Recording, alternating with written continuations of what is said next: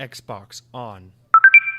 Welcome to Xbox On, a podcast with one host about one console, Xbox. I am said host Jesse DeRosa, and on today's episode, we'll be talking about the latest Xbox news for the week of September 7th, 2023, including Starfield is officially out now, and I'm here to tell you all about my initial thoughts following 22 hours of playtime. Additionally, we have some smaller news items for the week to discuss, plus listener comments and more.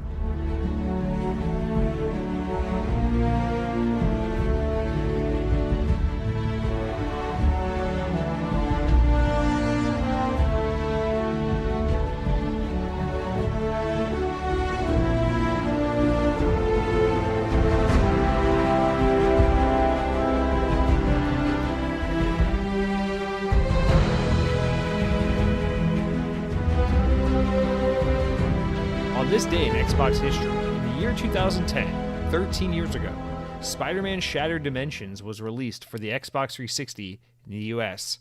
Now, this was the one that followed Web of Shadows, which was the last...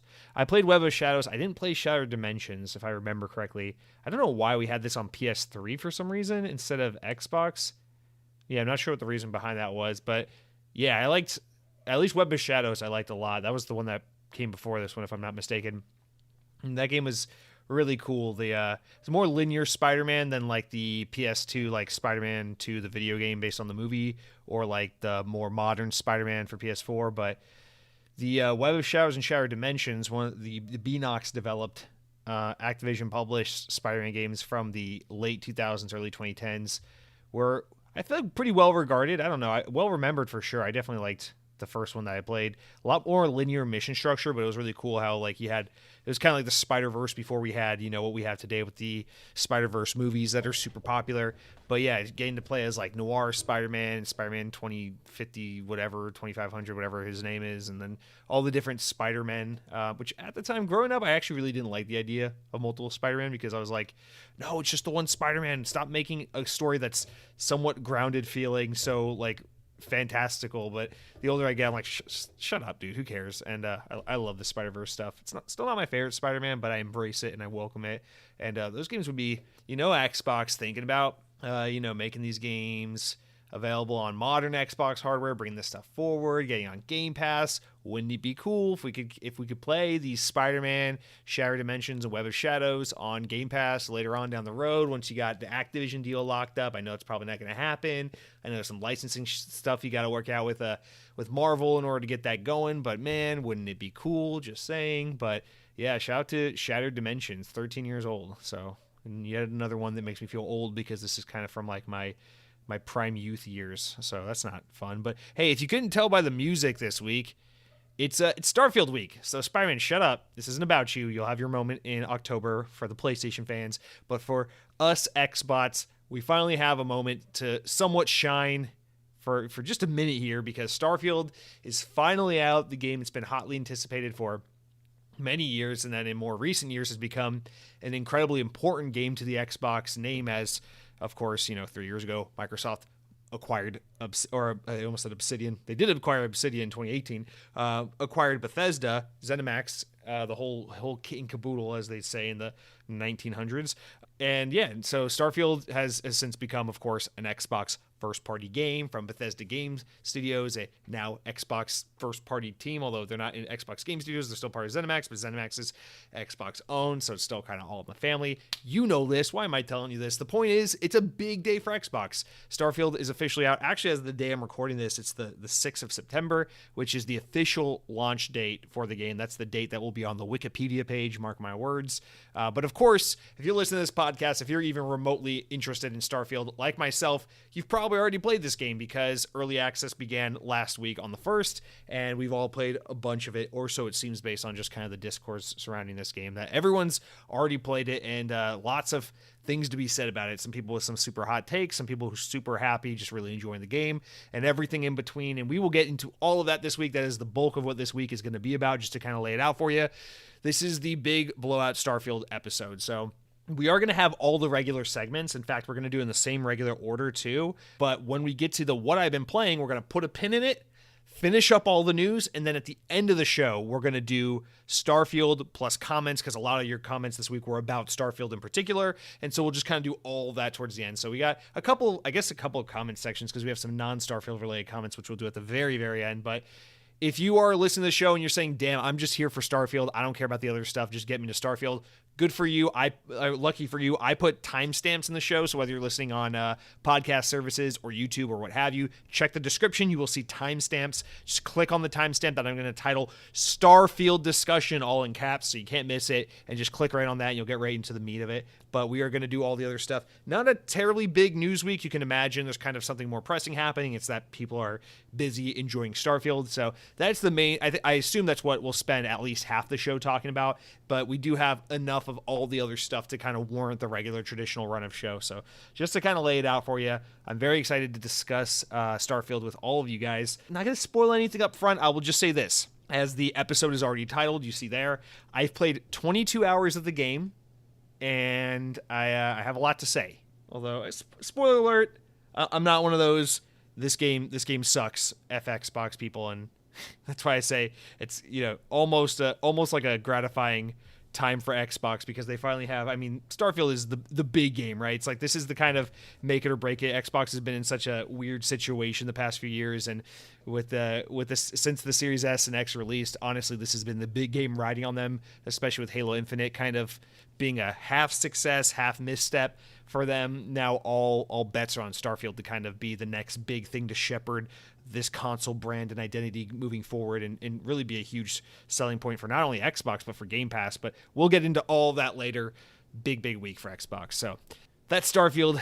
Very excited to talk about that. In the meantime, guys, let's go through our normal run of shows, starting with the notable game releases of the week. God damn it, Starfield. I just said we'll come back to you. Well, would you look at it there? Starfield is releasing this week. The real release date, not the fake release date for people who pre-ordered the deluxe edition or anything like that. This is just the regular release date. It's out now. In addition to that, something worth noting, not a video game per se, but definitely Xbox related. The Xbox Series S, the 1 terabyte model that comes in that slick black. Actually, I kind of don't like it in black, because even though it looks really good on the X, on the S, you don't have that cool contrast of the black fan against the white console. So I actually kind of miss that. I like that look a little better. But no, a lot of people, myself included, tend to usually steer more towards that like all black kind of look with their tech. So if you're looking for something like that, you got the new Xbox Series S. It is the same exact hardware as before. The only difference is now it comes in black. It's $50 US more. And of course, you get 500 more gigabytes for a total of a terabyte hard drive, as opposed to just the meager 500 gigabyte hard drive that came beforehand. So if you're willing to shell out extra $50 for an Xbox, but not an extra $200 for an Xbox, you can go for the 1 terabyte Xbox Series S, as opposed to the 500 gigabyte Xbox Series X, as opposed to the $500 Xbox Series X. Listen, this is very easy to follow. Listen, mom and dad, when you're shopping for your kid come Christmas time, God bless you. Although I actually don't find it that confusing. I don't think it's that confusing. I think people overreact about how confusing these things are. Also, if you are a parent for some reason that's trying to figure out what Xbox to buy your kid this holiday season, and you're listening to this podcast in the middle, in early September, there's something wrong with you. So I don't have to feel bad about all the weird shit I say. You're a problem in and of itself. All right, so that's notable things releasing this week. Starfield, new Xbox color/storage option. It's exciting times here on Xbox, guys. You can download 3 Call of Duty games or 2 copies of Starfield on that one Xbox. It's just amazing. All right, let's move on to the corrections and things like that. We have one thing to talk about. I don't think this is so much a correction, but maybe something to add further context. I think last week we were talking about, what is it, Sea of Stars? Man, my mind is so fogged on any game that's not called Starfield right now that I don't even know. We're talking about Sea of Stars last week that came out, the new RPG game. Let me fact check myself, because what if I'm saying the wrong game? Nope, Sea of Stars is absolutely the correct game. Yeah, so it came out last week, and I was talking about how I really want to play it. I really want to give it a try. I'm always looking for a way to get into that JRPG genre, because it's a genre that I've always been exposed to my whole life. All my brothers always really loved these games, but I could just never find one that really clicked for me, save for like Tales of Symphonia, maybe a little bit. I got halfway through that game, or like, if you even want to count it, a few years ago I really got into Scarlet Nexus, but that's not a traditional JRPG, but it is a Japanese role-playing game. Anyway, I was just saying, I really would like for this to maybe be a game to help me finally get into this genre and break down the barrier between me and the Japanese role-playing game. And Cronky wrote into that, as well as Sam Torres, or Sam Frito as he's known in the western part of the country, wrote in and just wanted to say, Mr. Hostman, if you ever want a traditional, quote-unquote traditional Japanese role-playing game, one that will appeal to you, I'd recommend Dragon Quest XI. It is mostly modern storytelling and graphics, but the classic combat. Also, Dragon Quest manages to avoid all the lame anime over-dramatic character/storytelling.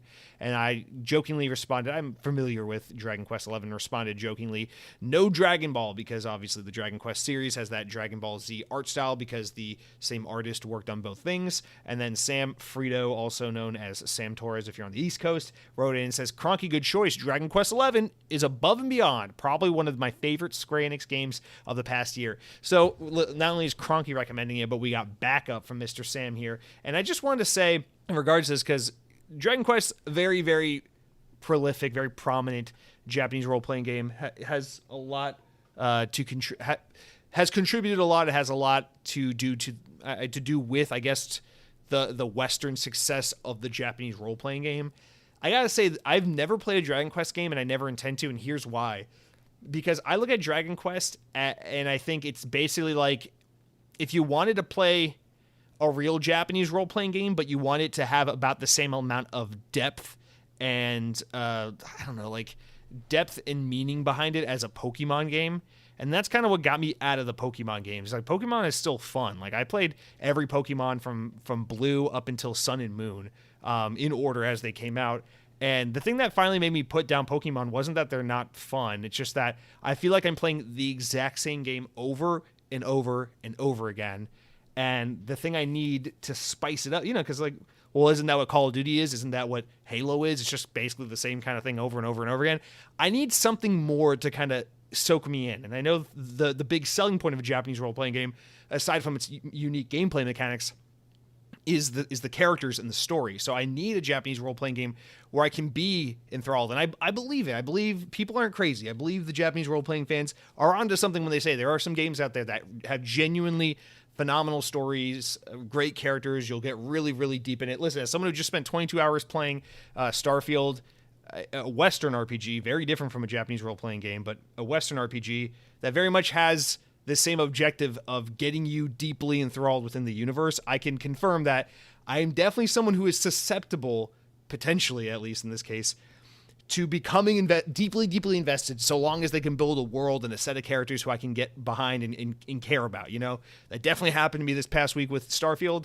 I want to have that kind of experience with the Japanese role-playing game, the way so many Japanese role-playing video game fans do. But Dragon Quest, the reason why I won't give these games a try, despite I know being considered such a traditional, easy to jump in, great way to get your feet wet with a true stem to stern classic Japanese role-playing game. The reason why I refuse to give these games a try is because I know that their storytelling and their characters and what all they offer is generally considered razor thin. Correct me if I'm wrong, but that's always how I've understood it, is that Dragon Quest XI is like it's like your gateway drug into the genre, but they're not necessarily saying anything profound or genuinely cool or anything like that. So I don't know. That's why I've always like really wanted it to be like a Chrono Trigger or like a Final Fantasy 6 or 7 even. Just something that's a little more like, people are like, oh man, I really love the story of this game. I really love the characters of this game. And I can't find the JRPG that does that for me. So I don't know. Maybe Dragon Quest XI, that is available on Xbox, isn't it? Yeah, it was on Xbox One. Okay, that's what I thought. Yeah, Dragon Quest. Yeah, I don't know. And I can't get over the art style. That's why I always go for the Tales series, the Tales of series, because I really like the aesthetic of most of those games, and that's one of the things that's always made me gravitate towards wanting to like those. But yeah, I don't know. It doesn't matter. We don't need to linger on this because honestly, I don't give a shit. If there's anything I learned this past week, it's that there are plenty of great Western RPGs to keep me busy. Not that you necessarily have to go with one or the other, but just to say that, if JRPGs don't end up working out for me, at least I got a bunch of other great Western RPGs, especially if you're going to continue to be an Xbox player, because not only did we just get Starfield, and do we got, Avowed on the way, presumably next year, but between Fable and Clockwork Revolution, all these other games, trust me, We got the Western RPG market on lock over here on Team Xbox, and then of course we got the FPS genre. It's always been on lock with Xbox, so I'm eating good whether I got these fucking anime weeby dragon quest warrior freaks on my side or not. So thank you for the write-in, for not necessarily a correction, but for recommendation, some further context, something to maybe contrast my opinions and feelings last week. Anyway, let's move on. Nobody cares. I don't know where to put this, and I'm not being cute or funny. I genuinely didn't know where to put this, so I'm giving it its own segment this week before we jump into our first set of stories. Rest in peace, Jimmy Buffett. I unironically love Jimmy Buffett, and I'm very sad to have learned just a couple days ago that Mr. Buffett has passed away. I think he was like 74 or 76, something like that. I think it was like 74. I don't know. Too young if you ask me. I feel like this is a very arbitrary line in the sand to draw, but I feel like anything under like 86, 88, way too young. Way too young. So rest in peace, Jimmy Buffett.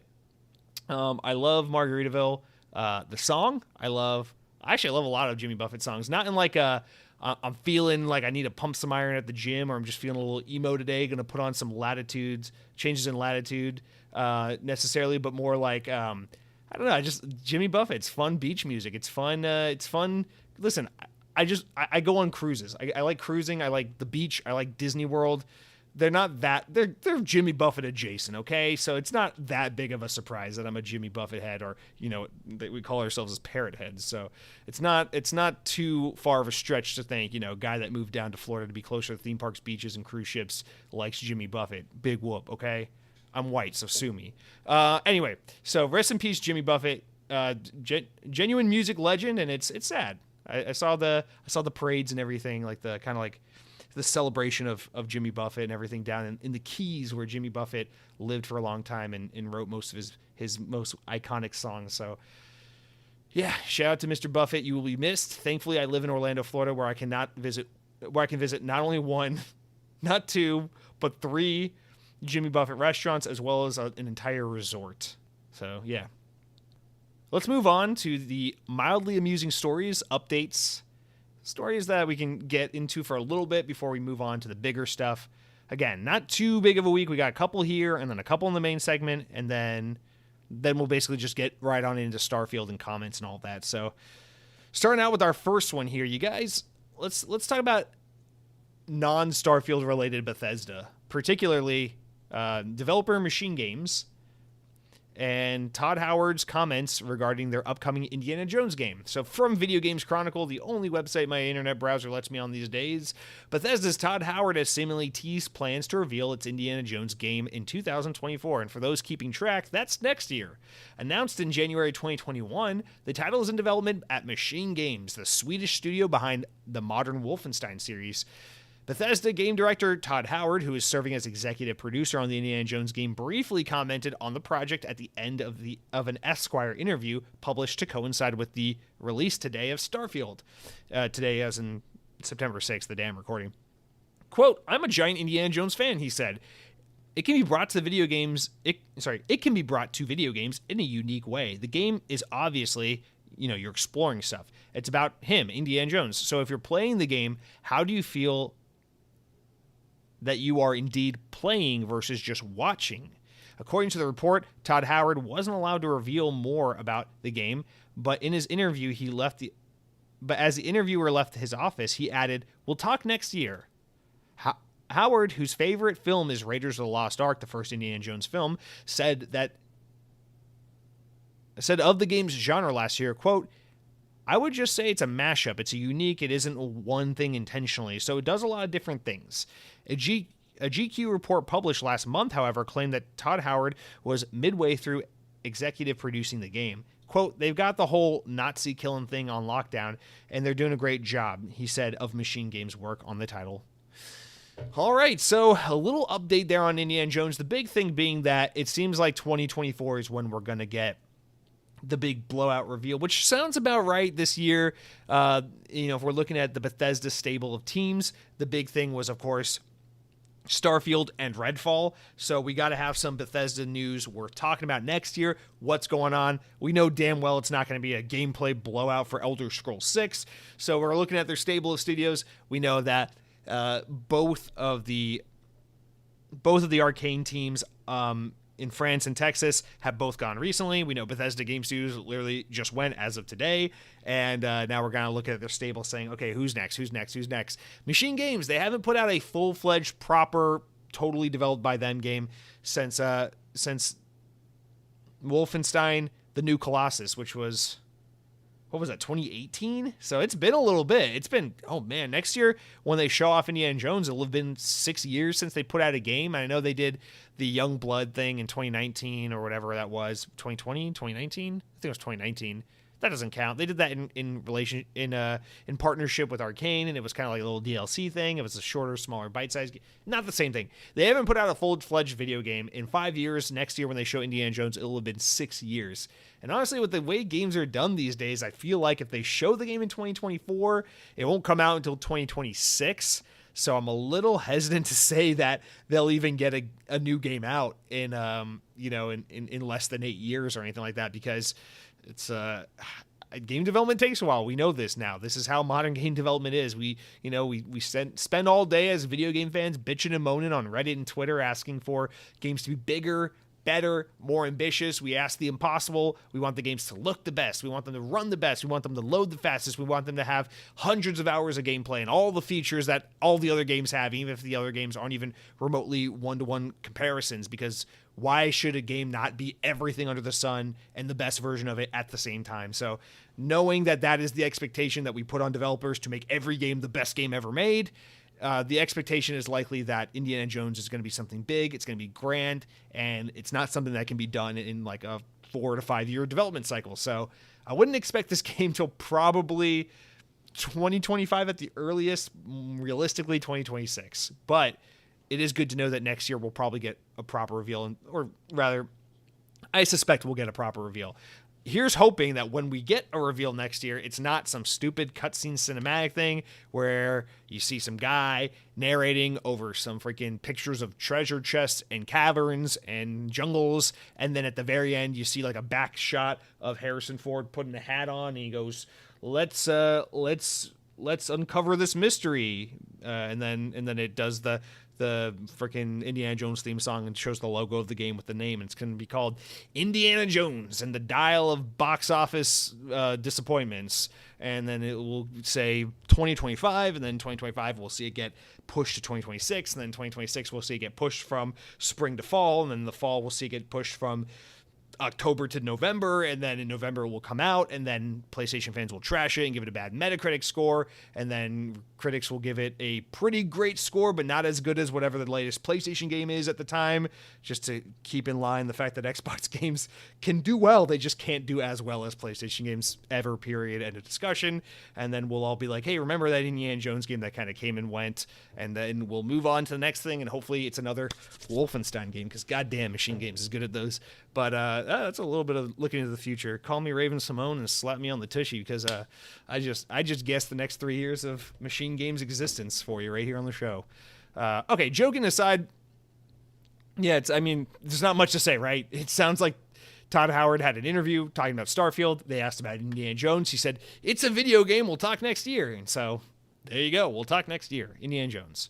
I like Indiana Jones. I wouldn't say I'm like an Indiana Jones fan, but I like Indiana Jones. I actually don't think there's, hot take, I actually don't think there's a single Indiana Jones movie I don't like. Some are better than others, but I don't hate Kingdom of the Crystal Skull the way people do. I think it's fine. It's definitely the weakest, but it's not bad. And I thought the hotter take, maybe, I thought the one that came out a few months ago, I thought that was genuinely a pretty good movie. Again, not as good as the original 3, but I thought it was a damn fun 2.5 hours of my life. So I'll take an Indiana Jones video game. I'm actually a lot more optimistic about this game now than I was when it was first announced, not because Machine Games have done something to prove to me that they're the ones who should be doing this game, but just because I just feel a little more like, yeah, I'm optimistic about the franchise. I like this. I like this series, which in typical Jesse fashion, terrible timing, because I think everyone else is pretty much fed up with the existence of Indiana Jones at this point. I really hope they do mocap 86-year-old Harrison Ford, though, for this game. I hope they don't get a young actor to do the mocap for Indy. I really hope they're like, Harrison Ford, let's put a black morph suit on you with a bunch of little dots, and we'll make you hop around like Smeagol and then put you in the game. And so here's hoping. I doubt it. All right, keeping with Bethesda, but not with Starfield. We move over from Todd Howard to Bethesda's head of publishing, Pete Hines, who in a different interview with GamesIndustry.biz has something to say about Redfall, saying that, quote, the company is dedicated to making it a good game, which is not something I think you're supposed to be saying. But anyway, in the interview, Hines was asked if the reception to Redfall has placed more pressure on Starfield. Again, this is basically the higher-ups at Bethesda and at ZeniMax doing the media rounds, doing the Starfield media tour, and they're being asked other questions. What about Indy? What about Redfall? Et cetera, et cetera. And that's where these little news droplets are coming from. So Hines answered the question that even if Starfield was to have a tricky launch, Bethesda would not just leave it to fail. He said, quote, "We are always in the process of learning, so that's not new for us," he replied. "We don't like failing to meet our players' expectations. At the same time, we are the same company that had launches that didn't go the way we wanted, and we don't quit or abandon stuff just because it didn't start right." Hines went on to state that Bethesda would continue to work on Redfall to ensure that it became, quote, "a good game." Quote, "The Elder Scrolls Online PC launch was not flawless, but we stuck with it," he explained. Now it's like an insanely popular multi-platform. It's the same thing with Fallout 76. Redfall is no different to us. Okay, we didn't get the start we wanted, but it's still a fun game, and we're going to keep working on it. We're going to do the 60 FPS. So he's committing. People have been wondering, where's this update? It's been months. What's the status? He's here saying we're still going to do that 60 FPS update. Just you keep waiting. Quote, "We're going to get it to be a good game because we know, as a first-party studio, Game Pass lives forever. There will be people 10 years from now who are going to join Game Pass, and Redfall will be there." All right, there are two. Here's the glass half full, glass half empty approach to this. Let's be positive first. Glass half full.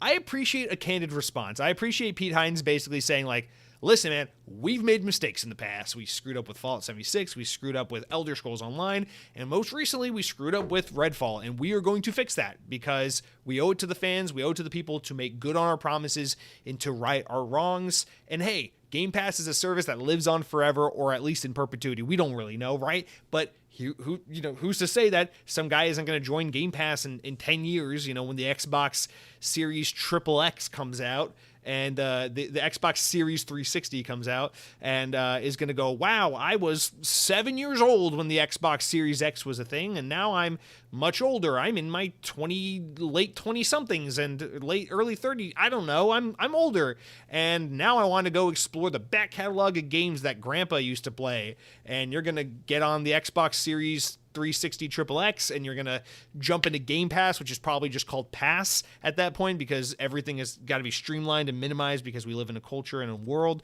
where we are too busy to say long things like Game Pass, and now we just call it Pass.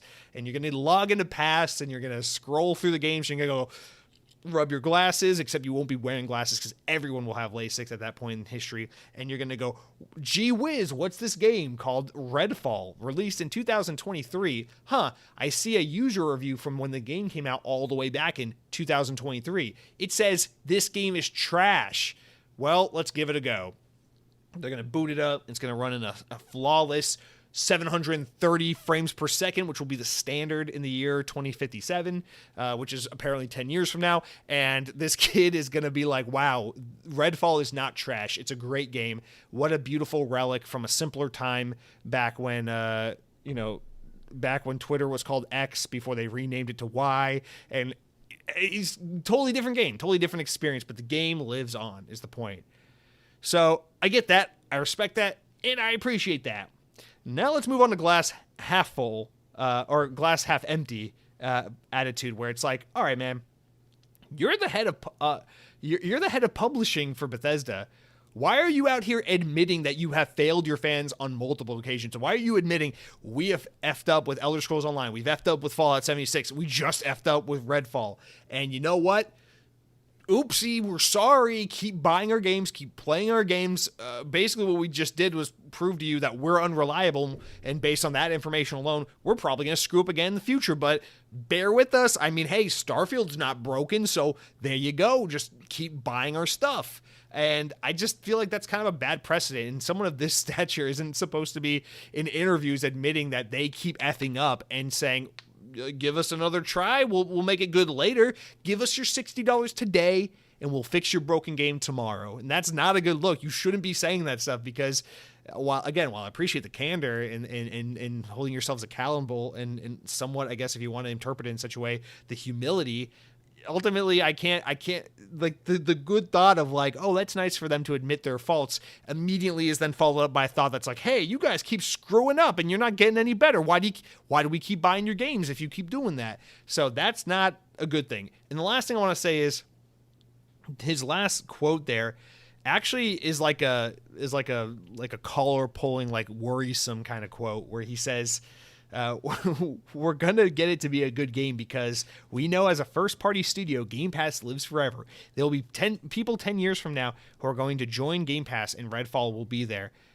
So what you're saying is that because Game Pass is a service that lives in perpetuity and people will play it for years and years to come, you can just completely botch the launch of a game and burn tons and tons of customers up front at launch and then be like, oops, well, you know what? You'll forget eventually like you always do. And then people in the far-flung future who play this game won't even know it was ever broken because they're not you. They weren't experiencing it at the start like you are. And it just, I don't know, it seems like you're basically saying Game Pass is an excuse for us to release half-baked or unfinished products. And I say this as someone who was on the nicer side of reactions to Redfall. I liked Redfall. I played the game start to finish and enjoyed it a ton and said the game has glaring issues, absolutely should have been delayed, really should not have been released in the state it was in, but I very much enjoyed my time with it and see how there's a very good game baked underneath a work in progress, which is what we got with Redfall. So I don't know, man. This is me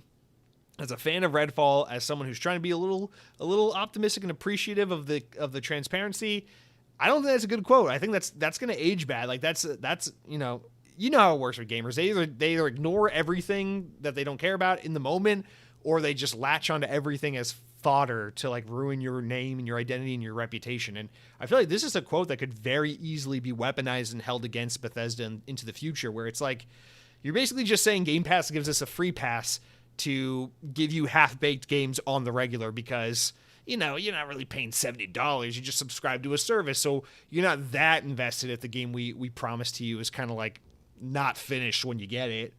And I feel like the only thing kind of working in their favor in response to this is like, well, we're talking about this on September 6th, and I can confidently say before we get into our Starfield discussion, one thing Starfield is not is half-baked.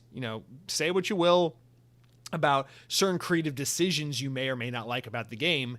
The game is not half-baked. It is polished. It is complete. It is ready for the masses. As someone who's put over 20 hours into the game, I will confidently say this is a game that is ready to be packaged up and sold on store shelves for $70 a copy, and you will feel like you got your money's worth. If you enjoy a game like, if you pick up a game like Starfield, say whatever you want about it, but one thing you can't say is that the game is not finished, it's not content complete, it's broken, any of that. You can't say any of that, because the game is definitely polished, ready to go, probably one of the most full-fledged, complete packages Bethesda's ever released. So at the very least, you do got that working for you. You're admitting how often you effed up in the face of one instance where you really got it right. So there's at least that going for you. So, all right. And we got one more, although I really don't have much to say on this, just to kind of note that it's happening or whatever. So late last week, actually on last week's show, we talked about how in certain territories, Minecraft had been rated for Xbox Series S, and X. And up to this point, Minecraft had just been the Xbox One version running on the new consoles, backwards compatible. Just like on the PlayStation side of things, where the Minecraft you play on PS5 is just Minecraft PS4, but it's backwards compatible, so you can play it. And then we saw some ratings for a Series S and X version of the game about a week ago. And then late last week, a VGC contributor, Andrew Marmo, noticed that Minecraft had been classified for Xbox Series consoles by the U.S. Entertainment Software Ratings Board, or the ESRB, as we like to call them here in the good old USA. The game was also classified by USK in the video games rating board in Germany. So that's the one we saw about a week or two ago. So following this discovery and the publishing of this news, Microsoft's spokesperson reached out to VGC and said the following quote: "Given the number of platforms and geographies in which Minecraft is available, we periodically go through rating reviews and updates with different regional boards. The recent rating is not indicative of any new version of or platform support for Minecraft in the near future." So, I mean, the rule of thumb, the old adage is, if they speak to the rumor and they try to shoot it down, it means it's false. And if they don't say anything at all, it means it's real. So the fact that Microsoft has stepped in and said, hey, this is a game that lives on, it's a live service type game, and the majority of our player base is playing these games, it's playing Minecraft on newer platforms. They're playing it on the series consoles or the PlayStation 5 because that's the hardware that is, most actively used currently, because that's the console people are buying and using on a day-to-day basis. So when we reinstate it and have to do different ratings for updates and things to the game, we have to put it under the hardware it's being most commonly used at, and I assume that's what they're getting at. And they're saying the game's not coming to Series S or X. The game is continuing to be what it is, but that's why you see that branding. And I assume that's kind of what they're getting at. But yeah, the fact that they're jumping in, they're saying, hey, don't get people's hopes up. There's no Series X native version of the game coming. It's just good old Minecraft. And of course, it works on old Xbox, it works on new Xbox, but we're not doing some crazy ass Series S, Series X separate release. Although, honestly, that's a little disappointing. I feel like this should just be one of those things where there's a big Minecraft update that takes advantage of the Series S and X with ray tracing or whatever other features they want to add, and then it's one game that you download. If you download it on your Xbox One, it's just Minecraft. If you download it on your Xbox Series X, it's Minecraft for series consoles, and that's what they really need to do with this game. I mean, it's like your biggest first party. Let's be honest. If there's one game Microsoft owns, one first-party game, even though it's not console exclusive, that Microsoft has in their stable that is reliably well-received and considered to be a good game that is not controversial to any extent, it's good old Minecraft. So let's go ahead and give it the proper treatment it deserves. Go ahead and do a Series X update for Minecraft. Let's see it happen. All right, that's it for all of our opening news stories, or stories of mild amusement. Generally, from this point, we move on to what I've been playing and all that stuff. But again, Starfield is what we have to talk about, and we're going to say that for the end of the show. Although I won't skip our other big segment we do at this point in the show, which is the what I've been eating. So before I can tell you about Starfield and how I've been enjoying that game, I got to tell you all about what I've been eating. And you guys, it's officially September. We've held it off long enough. It is officially the Halloween season. I know some people are like, Halloween doesn't begin until October. Shut up. Tell that to the Christmas decorations I see on store shelves already. I'm not talking about the Christmas stuff that comes out before Halloween in October. I'm not talking about the Christmas stuff that's for sale around Thanksgiving time. I'm talking about the Christmas decorations I'm seeing on store shelves right now in September. I want to hear about it, okay? It's Halloween time. Deal with it. Haunted houses are open. Candy's on store shelves. It's Halloween time. And with that said, Starbucks has just released, I think this is the first time, maybe I just didn't know until this year, but I see a lot of buzz around it, and I went ahead and jumped in and bought one. But Starbucks has just released a new pumpkin spice latte coffee creamer that's available in grocery stores, at least here in the U.S. I don't know where else, but, Starbucks, their iconic pumpkin spice latte, that has been just, Starbucks version of the pumpkin spice latte has had so much to do with the pumpkin spice obsession that has swept American culture over the past 10, 20 years, I'd say.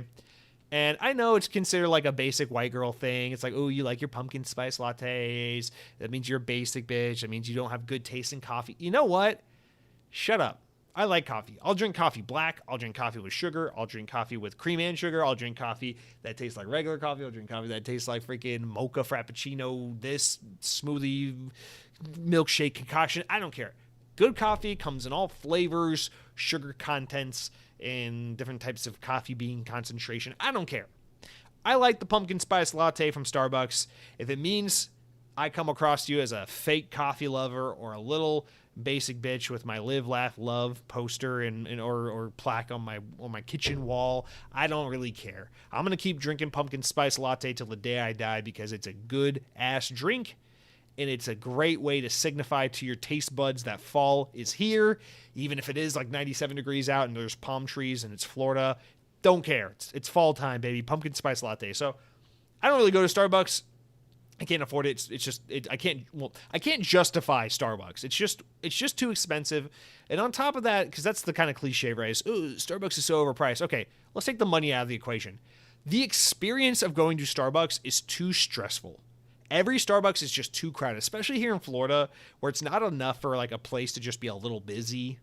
Everything in Florida is like do or die here. Like I fucking like a Starbucks back home in Georgia that's like, oh, it's busy. I had to wait 5 minutes before I could put my order in at Starbucks. No, at freaking in Florida, we take it as a freaking theme park challenge. We're like, oh, Starbucks. I wonder if we can wait longer for Starbucks than it takes for us to get on a freaking roller coaster at Disney World or some crap. Like Starbucks lines here are intimidating to say the very least. You want to go through that drive-through at Starbucks?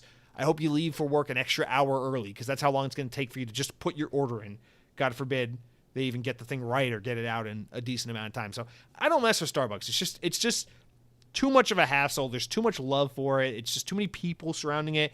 And I just feel like it's kind of like, it's like that scene in Spider-Man 1 where Spider-Man sees the crowd of people surrounding a person on the ground. He's like, what's going on? What's going on here? And he starts pushing through the crowd. And he's like, that's my uncle. Okay. Starbucks is like that. That's my uncle on the ground. It's my Uncle Ben on the ground. He's dying, except it's Starbucks and I want to get some coffee. I'm going to let my Uncle Ben die, and I'm not even going to know he's dying because I'm not even going to try to get through that crowd. I'm just going to go, there's a crowd over there. I'm heading steer clear in the opposite direction.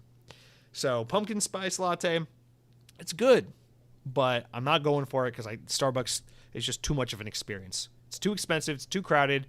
It's scary to be there. But now Starbucks is selling the pumpkin spice latte coffee creamer you can buy in stores. So you go to your local Target or Publix or what have you. I think Walmart even had it. Sam's Club had it the other day.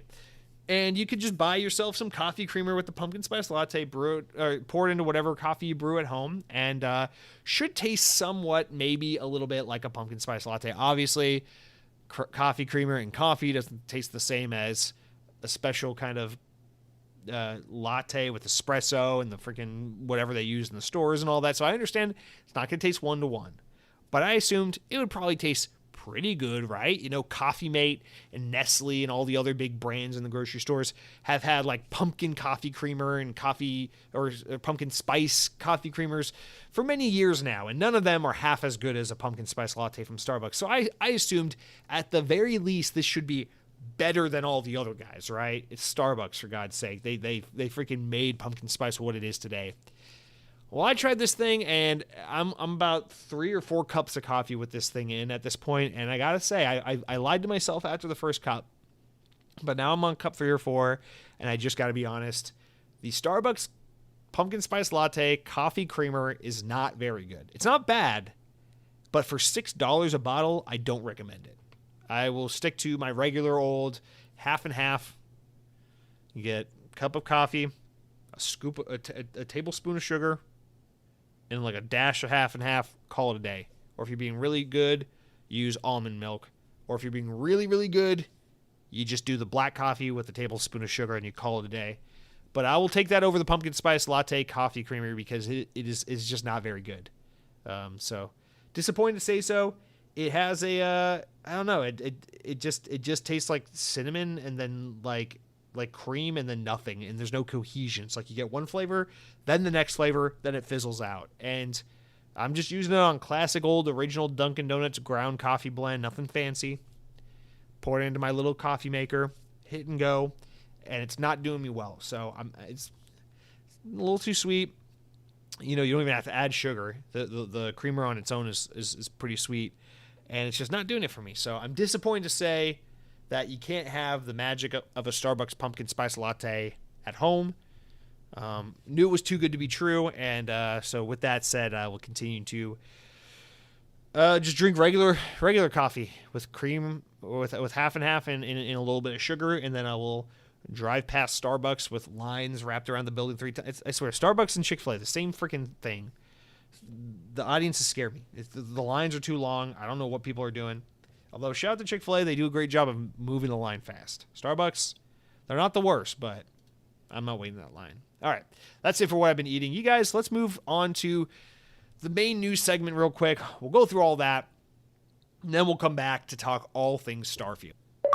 Okay, let's jump into the news, starting with something that happened pretty much right after the show went live last week. But some sad news from VGC. Saints Row developer Volition has been shut down, effective immediately.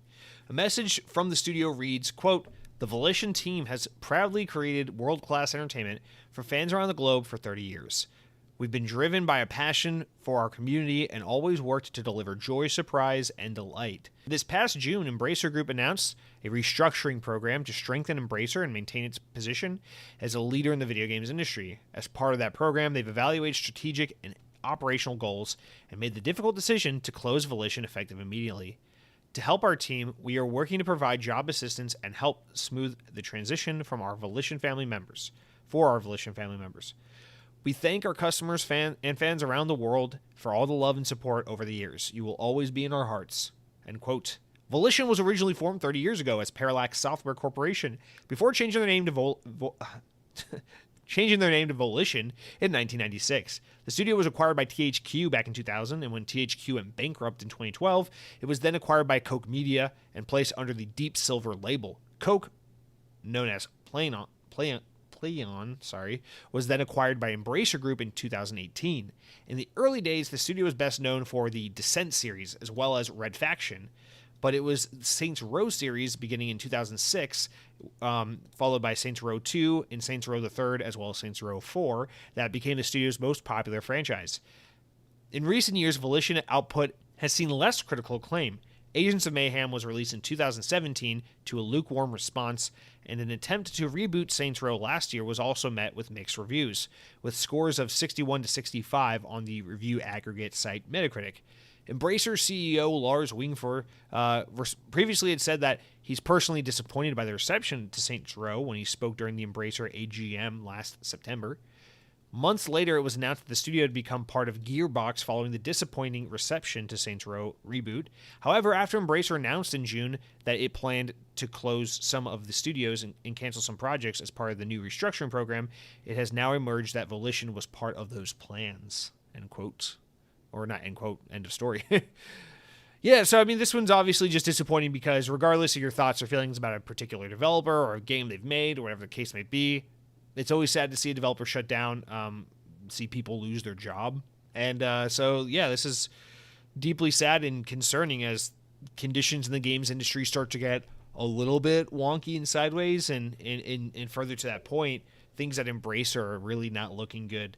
They tried to acquire a bunch of money to help, inject some sustained life as they continue to acquire all these teams and sustain all these development costs. But as inflation is going up and up and up, and these costs of operating these studios and borrowing money is just going astronomically through the roof, they're starting to see a situation arise where they need significant return on investment, and they have so many teams to sustain, so many buildings to pay for, so many things that they're responsible for now that they've acquired, consolidated, and just grown and grown and grown over the years, that now it's like they're in a situation where they need game development costs to go down, and they need big output and big success from these teams that they have in their projects. And the weird thing about particularly Volition in their most recent game last year's Saints Row reboot is that despite the bad critical reception, my understanding was that the game did okay. I mean, they were bragging about it at one point last year that when the game had crossed the 1 million sales mark, that they were like kind of pleased with the trajectory of the sales of the game.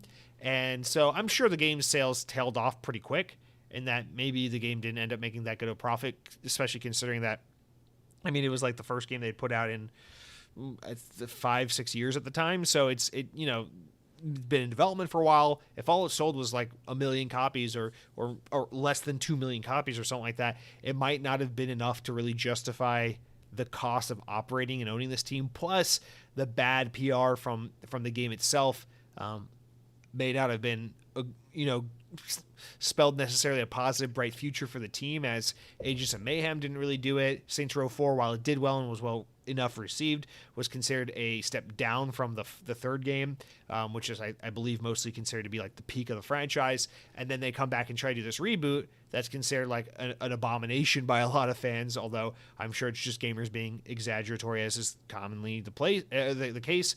But I don't know. This is just it's kind of surprising to see them shut down Volition, because it doesn't seem like their games bomb. With the exception of Agents of Mayhem, it doesn't really seem like their games ever bomb in terms of commercial success. It's just they're kind of a mixed bag with the critical reception. Which, I mean, wouldn't that be the case for a lot of these embrace your own teams? They're kind of like the purveyors of the AA game space. And I don't know. While Volition is definitely to an extent a shell of what it once was, this is a big history. I mean, as the story reads, 30 years in the industry, and the Red Faction series is highly beloved, and these guys have been around for a long time, and it's just kind of sad to see them go away, especially after being there for so long. And they're a team based out of Illinois, which is not a great situation to be in, because game development is getting super expensive and super competitive, and there's not too much of a development scene in Illinois. So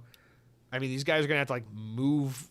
A lot of these developers, if they want to stay in this industry, they're going to have to start going places. They're going to have to like go to California, go to Canada or wherever, to try and find markets where video game development is more commonplace, in order to continue to stay in this industry. And so I don't know. It's really sad to see that be the case. And you hope the best to all the affected people, because anytime a studio shuts down, it's not like, well, good riddance, Saints Row reboot sucked last week. It was so woke. I hated that. I don't remember what the criticism was, but there was some bullshit about people being like, they neutered the game. They took out all the offensive stuff to please the snowflakes, or whatever kind of stupid ass criticism people always have today about everything. Everything's always about some nonsense social shit with these gamers. So I don't know. I think it was like something like that, but whatever. They clearly they disappointed and they dropped the ball with this most recent entry, but I can't help but feel for like the people that have families and have livelihoods, and economic times are getting worse, and now these people are out of a job and they have to find what's next. And I know a lot of people are like, well, game development's, it's a cushy job, it pays well, it's you gotta be you be in a pretty privileged position to be able to work in game development. And to some extent, some of those things are kind of true, but also it's like, I don't know, game development is it's kind of like Hollywood a little bit. It can be very project based. Not everyone has the blessing of being able to stay at one team for very, very long. And a lot of the way the industry works is it's like, okay, we shipped the game on to the next project. And a lot of people have to end up like jumping ship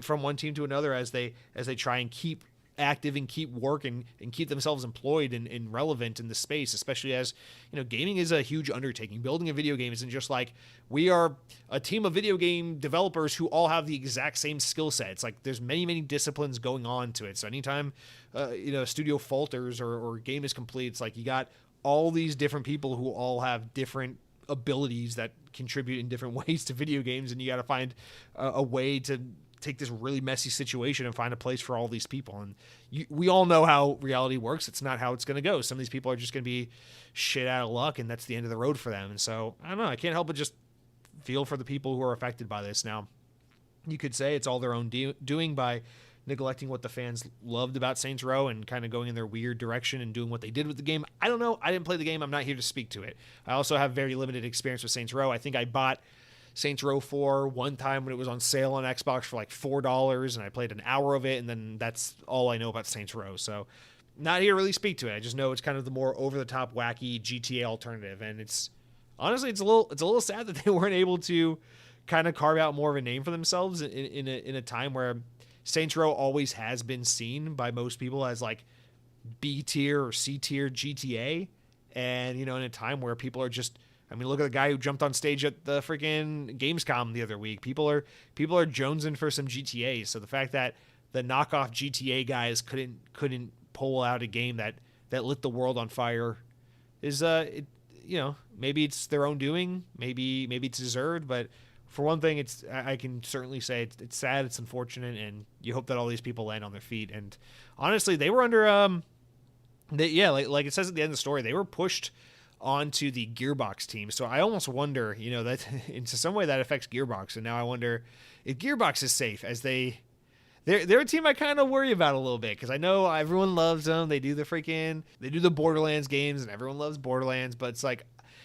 they did Borderlands 3 because the other stuff they were working on wasn't lighting the world on fire. And Battleborn was a complete failure when that came out, like, what was it, like 7 years ago or whatever. And now that Borderlands 3 and Tiny Tina's Wonderland happened, it's like, okay, where do we go from here? You're not going to make just another Borderlands game. It's like, you guys now have to prove yourselves, and it's kind of a precarious situation for them a little bit.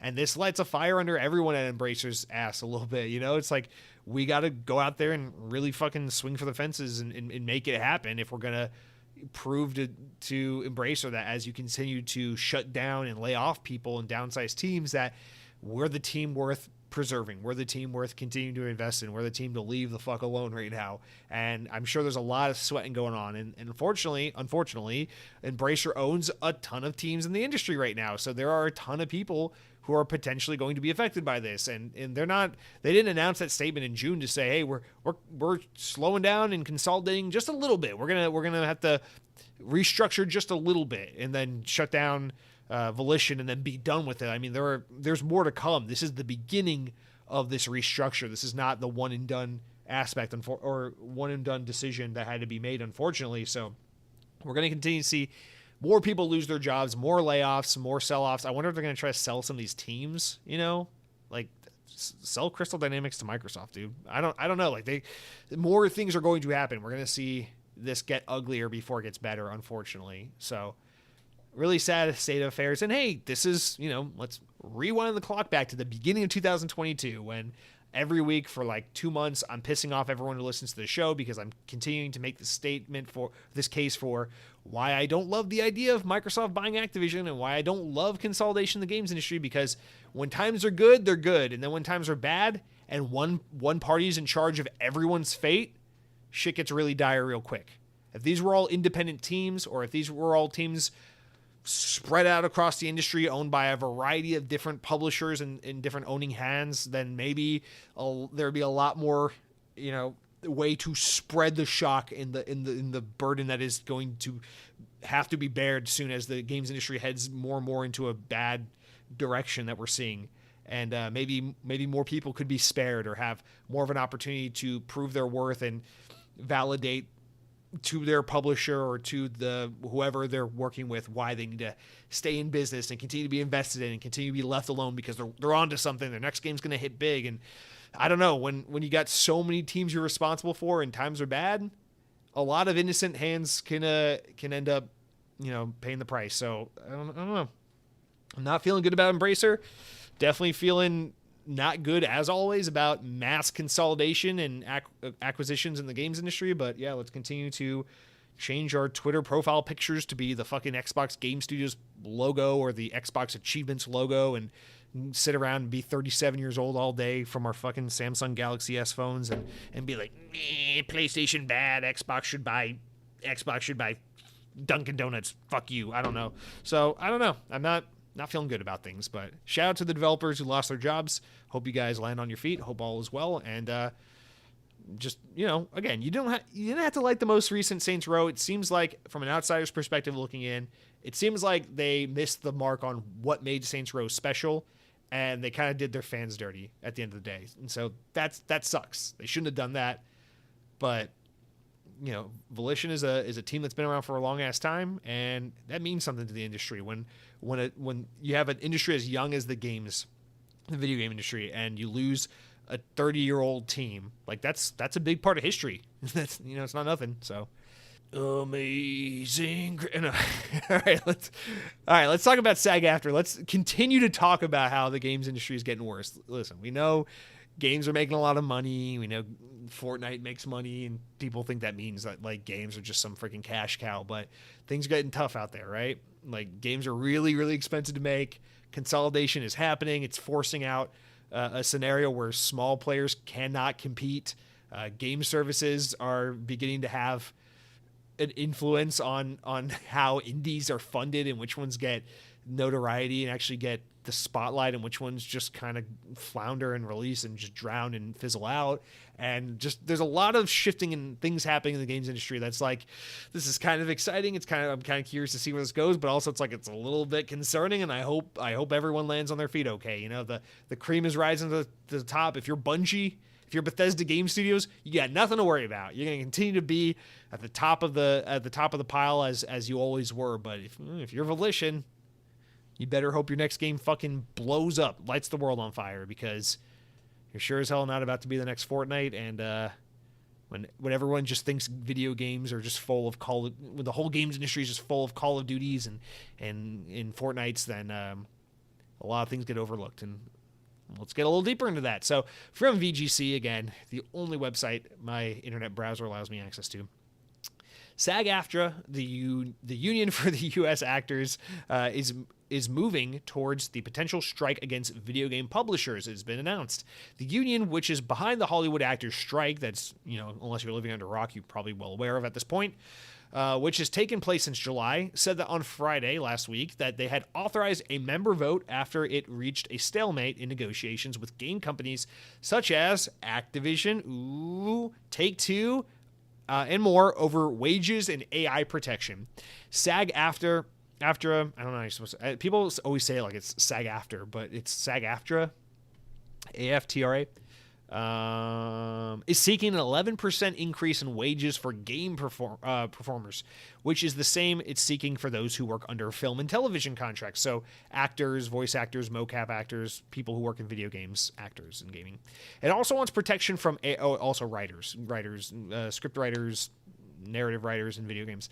It also wants protection from AI, which it says poses a threat to the performers' artistry and livelihoods. And we already have, I think, who was it? Matt Booty, or was it Aaron Greenberg? I think it was Matt Booty talking about how they're going to use AI in gaming, and it's going to be great for narrative stuff as well. So SAG-AFTRA is seeking an 11% increase, blah, blah, blah. All right, the companies in negotiations include Activision, Disney, Electronic Arts, Epic Games, Insomniac Games, Take-Two Productions, and WB Games. So a lot of usual suspects, as well as some of the guys. It's good to see Insomniac in there fighting the good fight. They're a developer that's always been associated with like just being a really good place to work. I don't know, people as it goes, they take really good care of their team. So not surprising to see them be by far the smallest player in this pool of names, fighting the good fight for their people. Not to say pro or anti-union, just to say I don't care about taking stances. I'm too uneducated to say definitively. Just to say I'm all for people being able to speak for themselves, fight for themselves, and go after what they want, whether you think they're entitled to it or not. Simply be un-American to want to encourage and allow a world where people can fight for themselves and fight for the betterment of their lives, their livelihood, their people. So I'm in favor of it. SAG-AFTRA has a separate contract with video game publishers that was recently extended to November 2024 and allows talks to continue. Quote, once again, we are facing employer greed and disrespect. Once again, artificial intelligence is putting our members in jeopardy of reducing their opportunity to work. And once again, SAG-AFTRA is standing up to tyranny on behalf of its members, said the president of the organization, Fran Drescher. SAG-AFTRA's chief negotiator, Duncan Crabtree, Ireland, added, quote, the voice and performance capture artists who bring video game characters to life deserve a contract that reflects the value that they bring to the multi-billion-dollar gaming industry. Voice and performance capture AI are already among the most advanced uses of AI, and the threat here is very real. Without contractual protections, the employers are asking performers to unknowingly participate in the extinction of their artistry and livelihoods. Voting on the strike will be held on September 5th, which already passed, as well as September 25th, which has not passed, in case you need a calendar or listening to this podcast when it's released. In a statement to the BBC, Audrey Cooling, a spokesperson for the video game companies involved in the negotiations, said that all sides were seeking a fair contract that reflects performers' work, saying, quote, we are negotiating in good faith and hope that we can reach mutually beneficial deals as soon as possible, she said. All right. So again, I'm a little... just to be completely blunt and honest, a little too uneducated on the subject matter to really speak to any real authority on this, as maybe the case with most stories we talk about on this podcast, but hey, stop it. The thing is, my understanding is it has something to do with the fact that these big companies are able to use like all the data collected from all these voice actors to do this work, and it's kind of in their contracts as they're doing kind of their traditional work with voice recordings and things like that, that they're able to feed all this work into algorithms to create AI that is savvy enough to basically create really good artificial voices so that they can basically replace these actors with AI voices. And you feed a complex and savvy enough algorithm enough information, you can have them help write scripts and write character dialogue. And I think we're not about to see like, hey, Chat GPT, here's freaking Starfield. You think you can write an equally compelling video games narrative as this game? Go. It's not going to be like that. But I think the threat is that, and this mostly comes in kind of like the fluffing out of games, where it's like the NPC dialogue, the kinds of things they say, the ways they interact, the way they sound. A lot of that stuff can just be offset to AI, to where like you could have like a small team of writers who write an overarching narrative and do some like core narrative writing, and then like a core cast of actors who do like the main characters and the main narration of the game. But you can fill out all the edges and all the round out kind of the experience with a lot of AI filled in stuff, and that's where your NPC work and things like that, side quest type stuff, comes into play, and all can be fed through AI.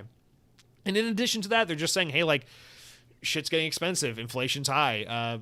A lot of companies are making hand over fist money in gaming right now. A lot of publishers are making more money in gaming in some ways than they've ever made before. And it's like, hey, we want to see that money trickle down, and we want to see everyone be fairly compensated, not just the producers and the publishers and the studio heads and things like that. But we'd also like to see everyone down. We see this with the game testing, the QA testing, the QA testers unionizing and things like that. It's like we just want to see that kind of profit trickle down and affect all the other people who work on this project, who are normally not as handsomely compensated. And maybe as the cost of living rises dramatically, maybe everyone else should be given new pay to reflect that rising cost of living, so that we can continue to all live fair and even lives. And maybe instead of just price gouging at grocery stores and allowing home insurance companies to abandon states because they don't think they can make enough money there, hold corporations accountable and maybe give people a fair and honest wage so they can afford $2,500 one-bedroom apartments in San Francisco, not San Francisco. God, one-bedroom apartment in San Francisco. I don't know. I'd be shocked if you can find anything less than $4,000 or something. But like fucking here in the middle of nowhere, Central Florida, you can't even find an apartment for under like $2,000 these days. It's like, what are you gonna do, man? Like, people are just out here fighting for a fair and honest way to live, and I can't say I'm against it. Like, I'm sure to a lot of people, it's like, oh man, well, these people are just bitching and moaning. They already make good money. These people are basically famous. A lot of these video game voice actors and stuff. It's really not about that. I think people would be surprised, when you look at the distribution of the money that comes in from these products. It's unevenly, shared among the people who contribute to the project. And this is just actors and writers basically saying like, hey, we feel like we have not been given our fair share. And again, I'm just going to sit here and promote their right to do that. But more big picture, outside of that kind of like, ooh, this is where I stand on the matter. More big picture, I think this is the thing. Game development costs are going through the roof. Game developers are often in really expensive cities where it's really hard to justify why your fucking game developer has to be in the middle of Southern California, where it costs an arm and a leg just to breathe air. And on top of that, we're seeing inflation take off like crazy. We're seeing game prices need to jump. We saw game prices already jump to $70, and a lot of reports are saying, hey, if PlayStation and Xbox and all these guys could have saw what would happen with the economy in the years following the pandemic, these prices might have jumped to $80 instead of $70. You think $70 is bad? Oh my God. And yes, a lot of very specific games are making hand over fist money. We get it. If you're Activision making Call of Duty, if you're Epic making Fortnite, you're making so much money with in-game transactions and season passes and all that stuff. But that's the 1% in gaming. You look at the majority of game developers, the majority of game publishers, the majority of people working in the games industry, they don't have a sticky platform service type game like that. That's why everyone's after a sticky live service type game, is because that's guaranteed money. That's guaranteed job security. But not everyone has that. And a lot of people are just working project to project on games that will do anywhere from totally tank and bomb to games that will do okay, just enough to get you onto the next project and hopefully not fail down the road. And people are just trying to secure themselves a better life. And if you're publishers, if you're executives at these companies, you're looking at the rising cost of development and you're like, we got to tamper down on the cost. But if you're the people in the trenches making the game, baking the cake, you're like, we got to fucking get our cut. Prices are going up. Cost of living's going up. We see these fat cats at the top making all this money and we want our slice of cake too. So it's like, it's that situation. And I mean, we don't have to get too quote unquote political, which I don't see why earning a fair and honest wage is seen as a political commentary of any sort. But, you know, it's just like, I don't know, maybe we just need to think about the way life is right now and the way, like, what it costs to be a human and to breathe oxygen and to fucking live with a roof over your head and be like, we need to distribute the the earnings of the product in such a way that everyone can continue to survive and live fair and honestly, rather than just be like, okay, Bobby Kotick, we are going to pay you handsomely if Modern Warfare 3 is the best-selling Call of Duty after its first 2 weeks, which you know it will be. We're going to get you a $12 billion bonus and 3 intern girls to harass. Fuck it, 4 intern girls to harass. One of them won't even speak English, so when she tries to complain to the media, good fucking luck. She's not even going to be able to tell them all the dirty things you did to her. And you can threaten all of their lives. I don't give a shit. You can tell all of them you'll kill them. It'll be great, and we'll give you so much money. And then the guy at the bottom of the tier is like, I did voice acting for Martian number 3 on Starfield's DLC. Can I please get a pay bump? And they'll be like, no, fuck you. And then that guy's going to have to move back to his parents' house in Minnesota, and we're going to laugh because we're gamers and we don't have souls. And that's how that's going to go. All right, so let's move on from that just because, again, not qualified enough to really give too much fruitful, lively commentary.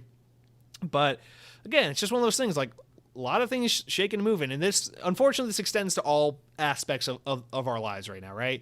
Even if you're not, I assume the majority of people listen to this podcast, 99.999% of people listen to this podcast, probably don't work in gaming. If you work in gaming, you listen to this podcast, there's something medically wrong with you. I highly recommend seeing a doctor. But we all see it, right? In our day-to-day lives, shit's getting expensive.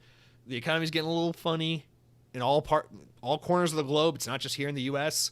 And a lot of industries are kind of in like a holding pattern of like, we're saying things are getting bad, but it's kind of gotten bad in some ways. In some ways, things haven't gotten bad yet, but we're all anticipating for things to get bad. And it's like, has the bad part already come? Are things about to get worse? Are we about to have a huge economic crisis? And then you got like the dudes with the real asshole slicked back hair on YouTube talking about, oh, the housing crash is coming. Just wait. We can buy all the houses from the poor people and then Airbnb the fuck out of them. And we're, you know, like there's a feeling in the air. Anyone who's even remotely a working class adult knows that like it feels a little funny right now. And I think what we're seeing here reflected in the news right now in the games industry is that they're feeling it too. They're feeling the funny thing in the air, and we don't know if the bad things happened yet, if the bad things yet to come, and if it's still yet to come, how bad is it going to be?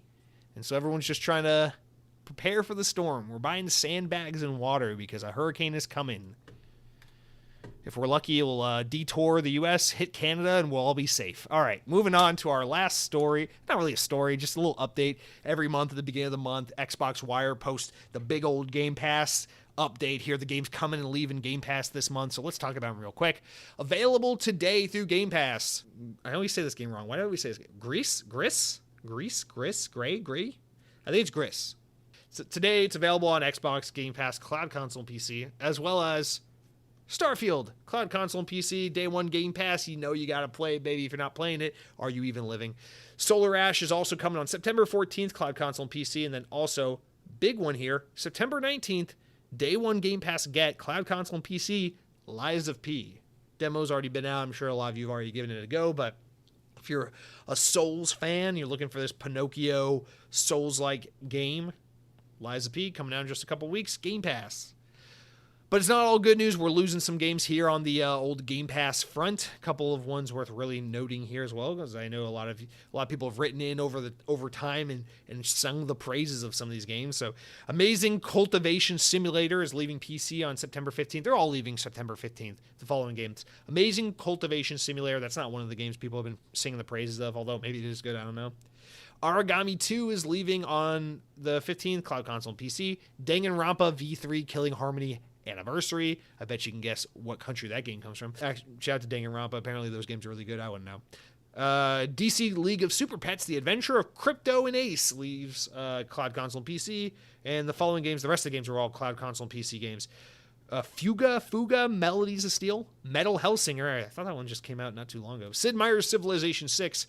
Tainted Grail, Conquest, that sounds sexual, and Train Sim World 3, because the first two weren't enough. So be sure to download those games, give them a go before they're gone forever. You got till September 15th, and of course you get a little discount if you go and buy the game now before they leave Game Pass, just to kind of incentivize you to keep playing the damn game. I've heard good things about Origami, Danganronpa, and Metal Hellsinger, and of course Civilization, popular game series as well. That's going to do it for all of our main news. Let's close out with a couple of important enough news stories important enough to make the podcast, but not important enough to warrant their own discussions, and then we get into Starfield. So real quick, Paradox Interactive's long-in-development action RPG Vampire the Masquerade Bloodlines 2 has returned with a new developer and release date. The company announced on Saturday that the Chinese Room, the Brighton, UK-based studio known for the exploration games like Dear Esther and Everybody's Gone to the Rapture, good games, will be taking over development of the game, and the game is now planned for a fall 2024 release as opposed to a January 2024 release, so it's been delayed. Next up, THQ Nordic has delayed Alone in the Dark's reboot. The game was originally supposed to come later this year, but now it's been pushed to a January 16, 2024 release date.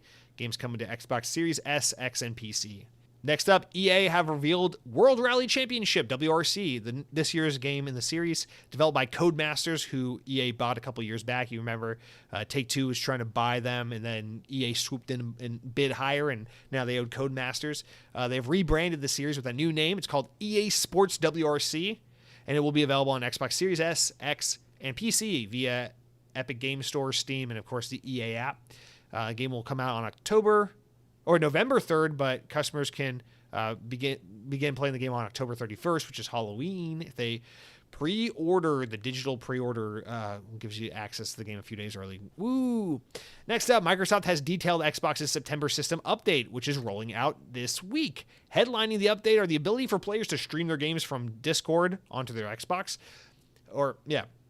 Stream their Xbox gameplay to their Discord friends, I should say. We've been waiting for that update. It was announced a couple weeks ago.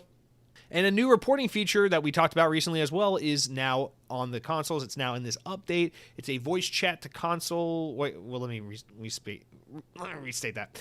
It's a new reporting feature for in-game voice chats on console, and also is launching in select English language markets: US, UK, Canada, Ireland, although I don't know if that's real English, Australia, and New Zealand. First introduced back in July for Xbox Insiders, it lets players capture 60 seconds of clips and report inappropriate voice activity on any multiplayer title with in-game voice chat on Xbox Series S, X, and of course, little Xbox One. Now, unprecedented for this section of the podcast for us to have a comment, but we have a comment. Rebecca Don't 2852 writes in, like my robotic pronunciation, says, this is in response to when we talked about kind of the reporting features and Xbox trying to clamp down on bad actors and being more aggressive about banning unsavory speak on Xbox Live. I'm still going to call it Xbox Live. I don't care what it's called. It's not called Game Pass. It's not called Xbox Network. It's called Xbox Live because, God damn it, I'm a boomer. And so Rebecca wrote in and says, firstly, super excited for tomorrow, referring to Starfield. Not only does Starfield release, but I get to wear a cool as fuck watch. That means you got the cool special edition version of the game. But it's also my 29th birthday, final year of youth. God, that is, I turn 29 next year, and I'm terrified. I keep thinking about how scared I am to be 30, so happy birthday. Anyway, getting on to the comment and the reason why we have it here in this section of the story. Rebecca says, I'd also like to comment on the new banning system. This is more in reference to the strike system, about like the different point strike system, but I figure this is a good place to bring it up since this is also in relation to banning and getting people in trouble on Xbox Live, or holding people accountable, as I should say.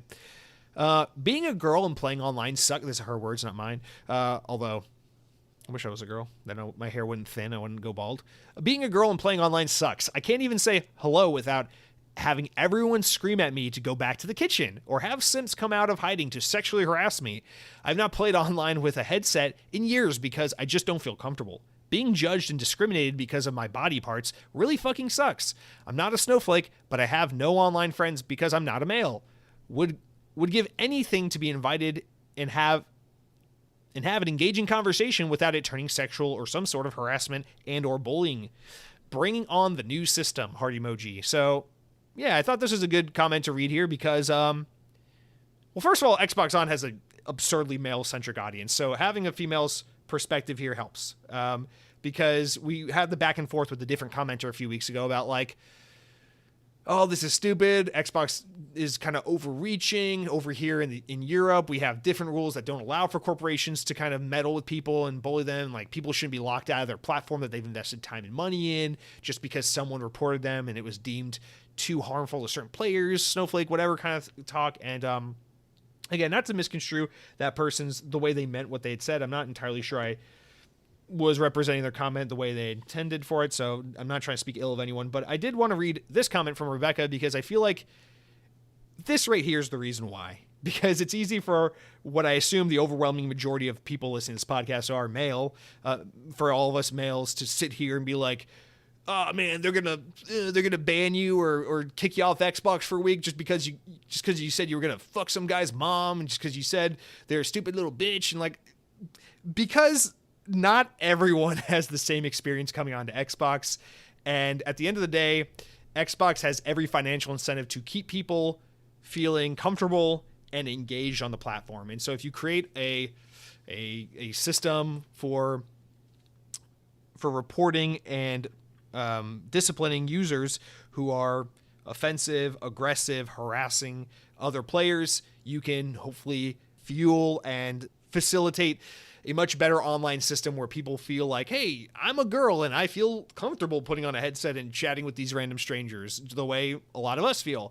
Or like, hey, I can not have to worry about someone calling me the N-word if I'm black because they said, oh, you sound black, I'm going to call you the N-word now. Because as much as it's like for a lot of people, it's like, oh yeah, people are just being stupid. You know how it is. People feel comfortable hiding behind the keyboard and saying whatever. It's like, still, like, you don't want to talk to people that way. And if you can create an accountability system, if you're Xbox, you can create a system to hold people accountable for engaging in that kind of behavior, you might create an ecosystem where, first of all, you have less of that kind of filth being thrown around. And secondly, people who are normally on the receiving end of that kind of vitriol and commentary might be like, hey, I feel like I can go jump into the Call of Duty lobby now because I don't have to worry about some guy who, I don't know, maybe harassing me and saying disgusting things to me. So I don't know. There's nothing really more for me to say on the matter. I just thought it was good and helpful to have someone else's perspective on the matter, someone who might actually deal with this.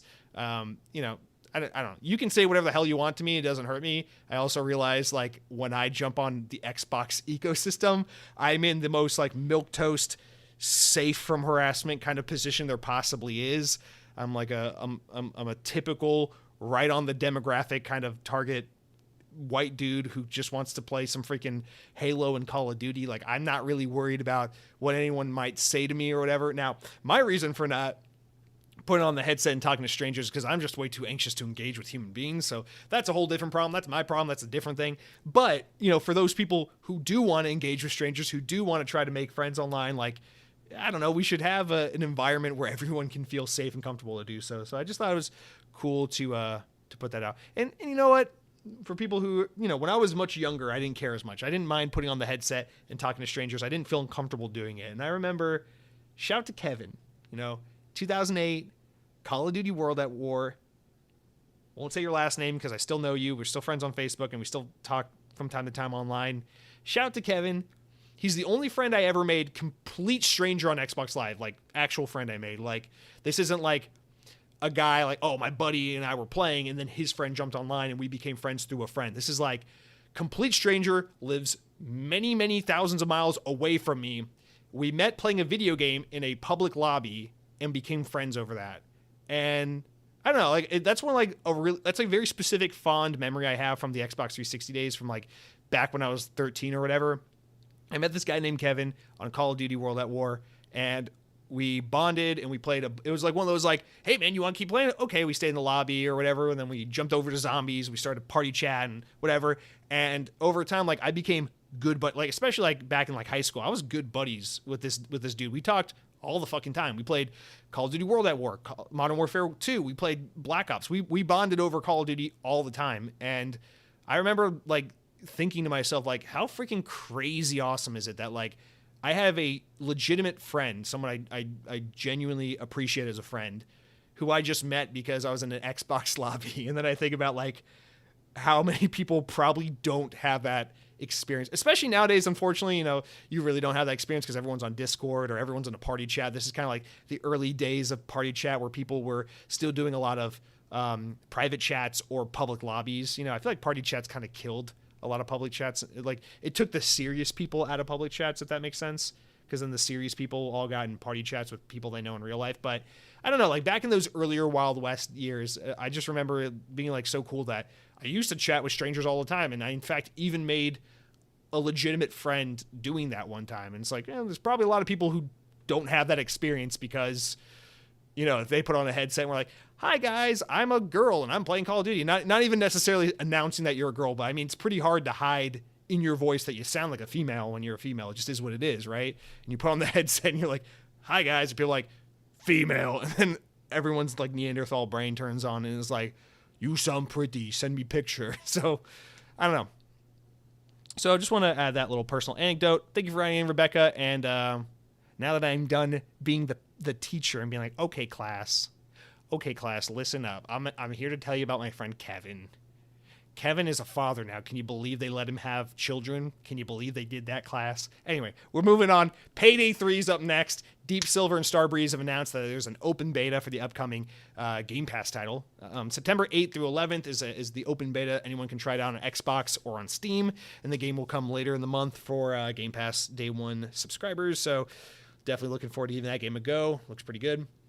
Next up, the head of Diablo franchise appears to have confirmed that Diablo 4 will get a new expansion every year. So far, Blizzard has yet to officially announce any future plans for Diablo 4 expansions. However, in an interview with Dexerto, Diablo general manager and ex-Gears of War guy / ex-Xbox guy / trader Rod Ferguson, who will come back to Xbox once we buy Blizzard because consolidation is good, made a reference to annual expansions after being asked how long the game will be supported, and basically said, in so many words, expect an expansion every year or so. So Diablo's got a long tail ahead of it. So finally here, Annapurna Pictures is making an animated movie based on the popular game Stray.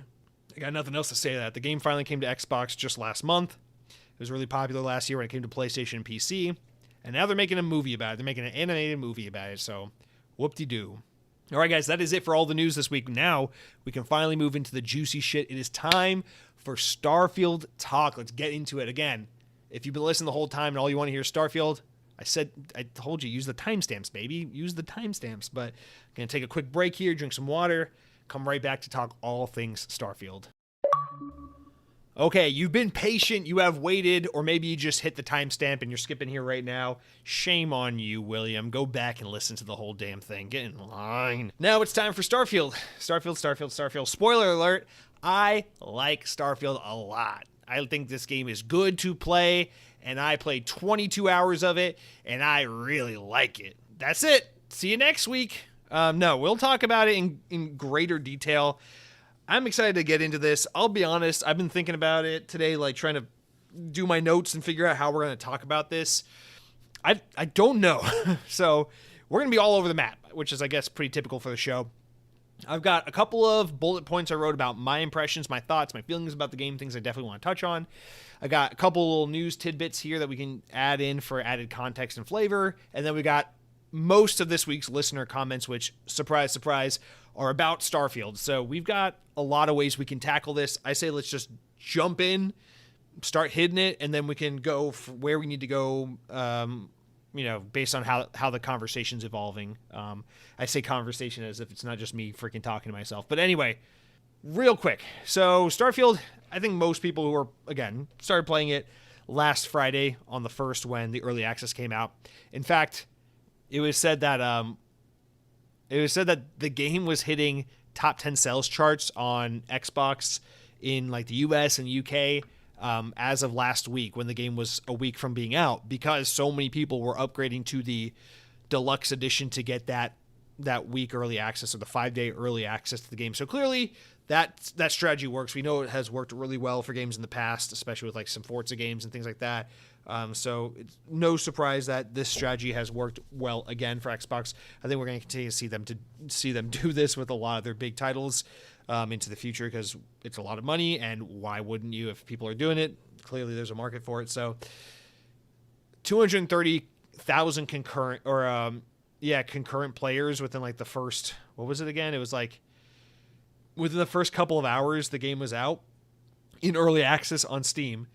There was like 230,000 concurrents, despite, the fact that everyone was either a Game Pass subscriber with the $30 upgrade or the $35 upgrade, or they are people who paid $100 for that version of the game. So that's really, really good. Actually, Steam doesn't have Game Pass, so that's 230,000 people that just bought the $100,000, the $100 edition of the game. So right off the bat, we know there's some kind of early anecdotal sign of success for the game, which should be no surprise. Bethesda Game Studios games are always really big, ever since, Fallout 3 especially. I mean, Oblivion was pretty big as well. I'd say Morrowind and anything before that was a little bit like kind of like nerd culture, like successful for how games did at the time, but those weren't like mainstream games. People weren't like gathering around the TV for Morrowind the way they were for Halo 2 back in the day. So let's just be honest about it. But Oblivion was pretty big, and then I think Fallout 3 was like their first mainstream big game, and then Skyrim, like, forget about it. Skyrim was just took the world by storm. People still talk about it all day, every day to this day.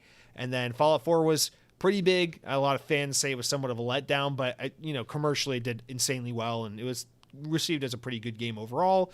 And so, I mean, takes us to today. We got I almost said Skyrim. We got Starfield. It's their next big game. Why shouldn't it do well as well? So we got those little metrics. In fact, I'll leave that little comment for later.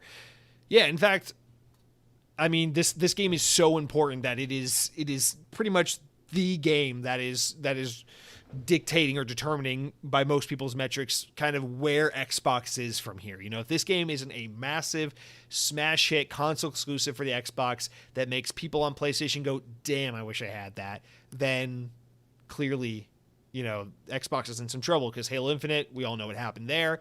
And then before that, it's just Xbox really hasn't had, despite me disagreeing with it, shout out to Gears 5. I thought Gears 5 in 2019 was phenomenal. And all the games in between, the various Forza games we've gotten, even some of the smaller games, Hi-Fi Rush earlier this year. Honestly, obviously, consoles thrive off of high-profile, console-exclusive, tentpole releases. And in that regard, Xbox just hasn't had a lot of those, like, shake, light the world on fire type releases in quite a while.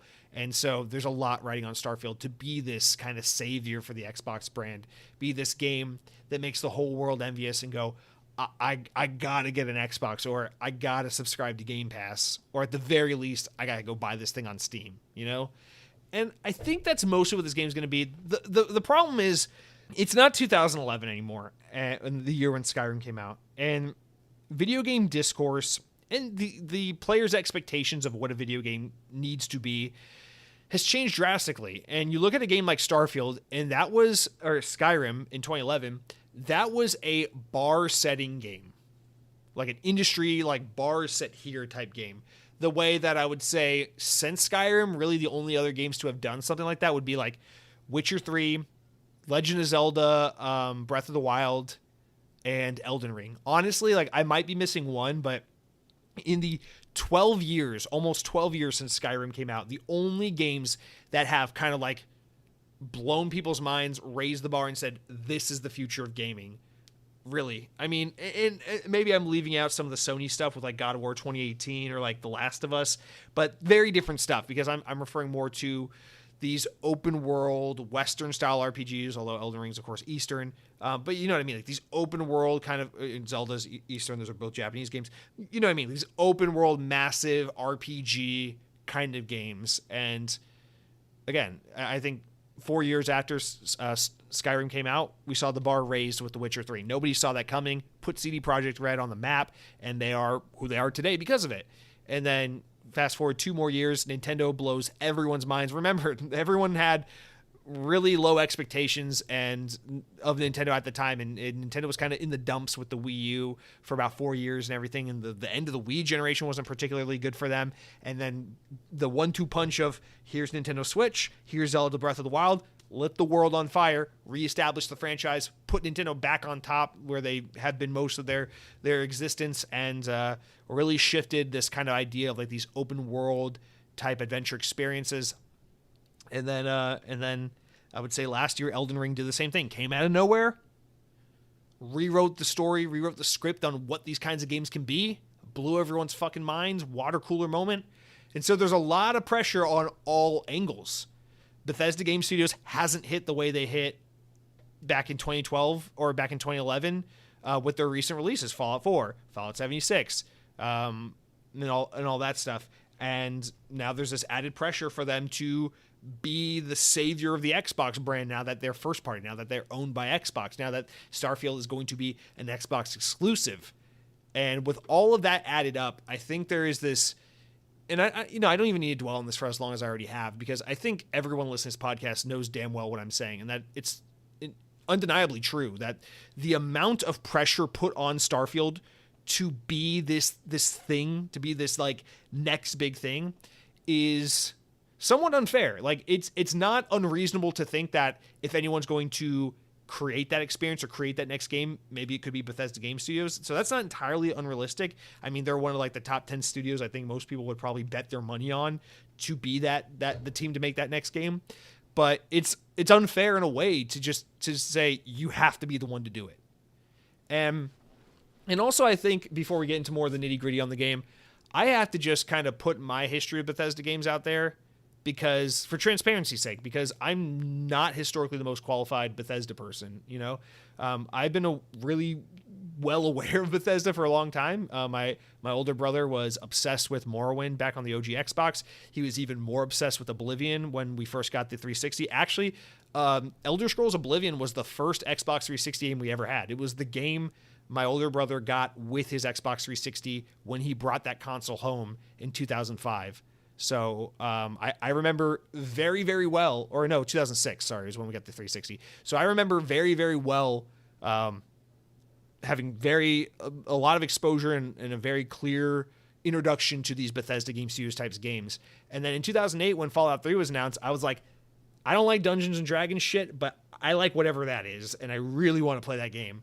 And I think at the time I was like, my tiny child addled brain was just like, I need more of the instant action. Like 2008 was the same year as Sonic Unleashed, and Sonic Unleashed is the game from 2008 that I remember more fondly than Fallout 3, just because my tiny child brain needed like simple, straightforward action. Fallout 3 was a little too complex. I was expecting it to be like open world Halo or some shit like that. I didn't know enough back then to really appreciate the game, although I always wanted to. I just never got into the game. And then when Skyrim came out, it was just more of that whole like, I don't like that Dungeons and Dragons shit. I don't care. But undeniably, like every single human being I had contact with, it was like COVID. Like Skyrim was like COVID in 2011. It just spread like crazy. Everyone was fucking like doing the Skyrim, and everyone was getting coming down with Skyrim, and it was everywhere. It was just inescapable. You turn on the news, it was all they were talking about. It was like, yeah, meteorites headed straight toward Earth, but have you heard about Skyrim? And it was just everywhere. And I put that game off forever because I'm just like, I don't like that Dungeons and Dragons shit. Fast forward to 2015, Fallout 4 comes out. I'm in college. I'm much older. I'm like, you know what? I know this isn't like, what's a good example? Sea of Stars, we talked about last week. Final Fantasy 16, Final Fantasy 7. There's always been this like, I wish I could be into these Japanese role-playing games. We just talked about at the top of the show. I've always had a very similar feeling with these Bethesda Game Studios games where I've always been drawn to them. They look really cool. I want to know why people are so into them. And when Fallout 4 came out and I was much older, I was in college, I was like, I'm more than old enough at this point to be able to play one of these games and try to appreciate what it is everyone loves about them. So I got Fallout 4 on launch day.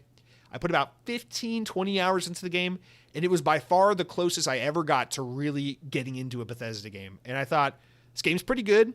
I'm pretty invested in the main quest. The game's kind of fun.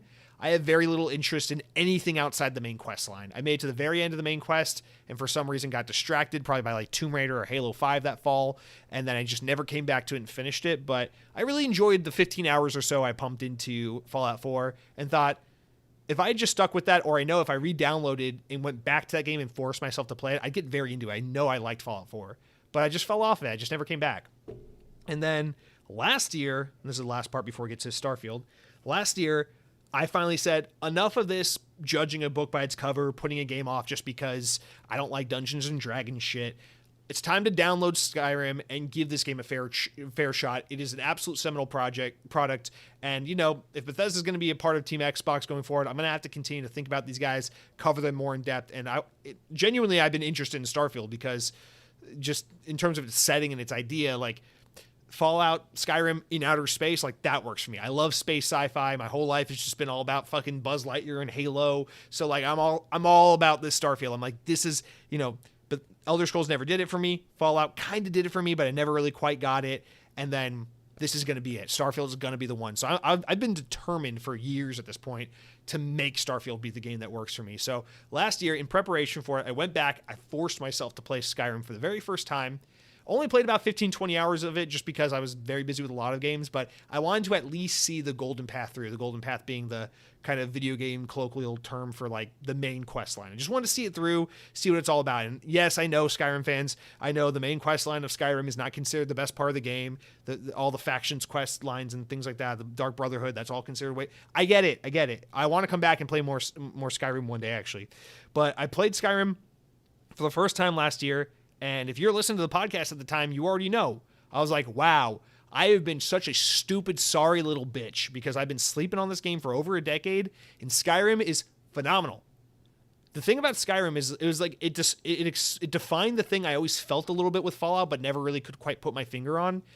And playing Skyrim last year really solidified the secret sauce to these Bethesda games. It's not necessarily the best narrative writing or the most amazing gameplay mechanics. It's not that the combat is so good like in Halo or like the story is so gripping like in The Last of Us or something like that. It's that I don't know what it is, and I still can't quite define it, but Bethesda has a way of building worlds that's like, I'm invested.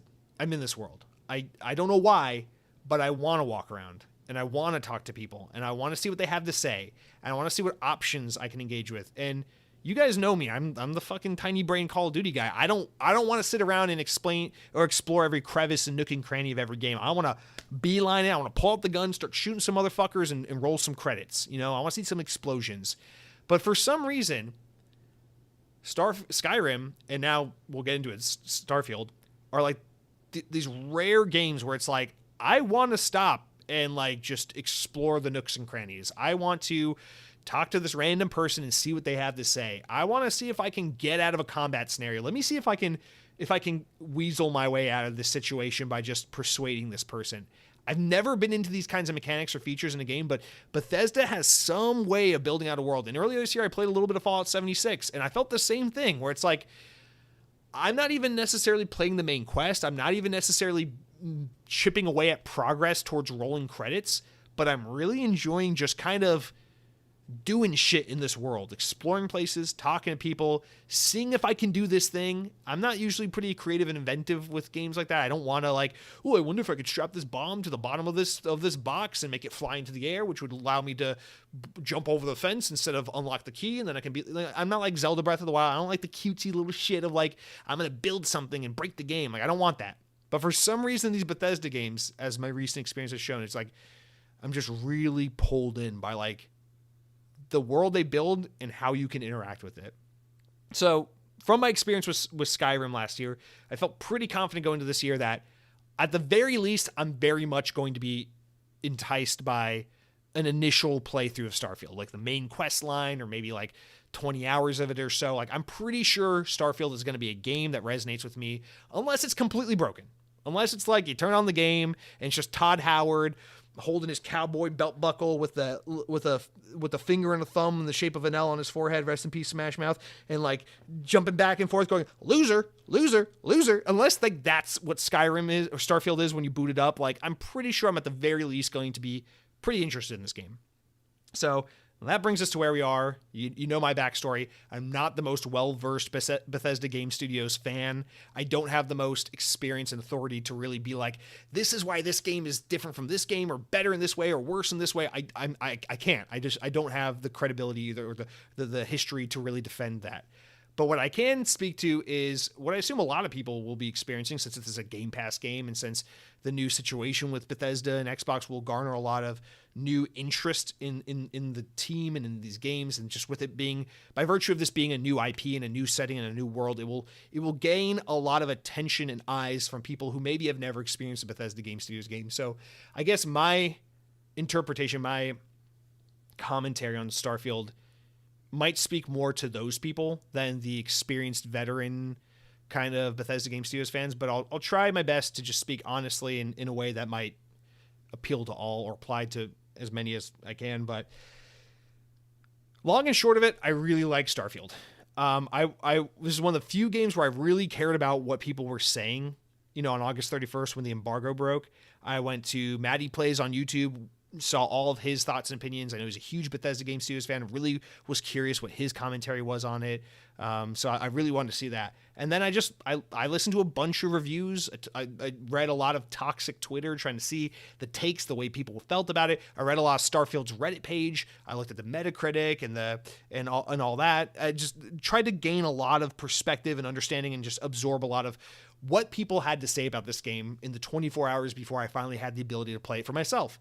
And quickly what I heard is a lot of, and I'm sure you've heard it at this point, the game is kind of at the start. It takes some getting used to. You got to play 10 hours. You got to play 15 hours before it really gets its hooks into you. Or I heard a lot of people say, focus on the main quest. Todd Howard actually said this himself in an interview. He said, focus on the main quest line and then go back and do the other shit. That's when you can start flying around, exploring the planets, doing all the things, collecting all the shit, whatever it is you do in these Bethesda games. But try that main quest first. And I thought to myself, well, that's perfect, because that's what I would have done anyway. Knowing myself, I'm always Mr. I want the story, I want the main quest, I want to roll credits, because that's the most gratifying thing for me in a video game, is doing that main objective.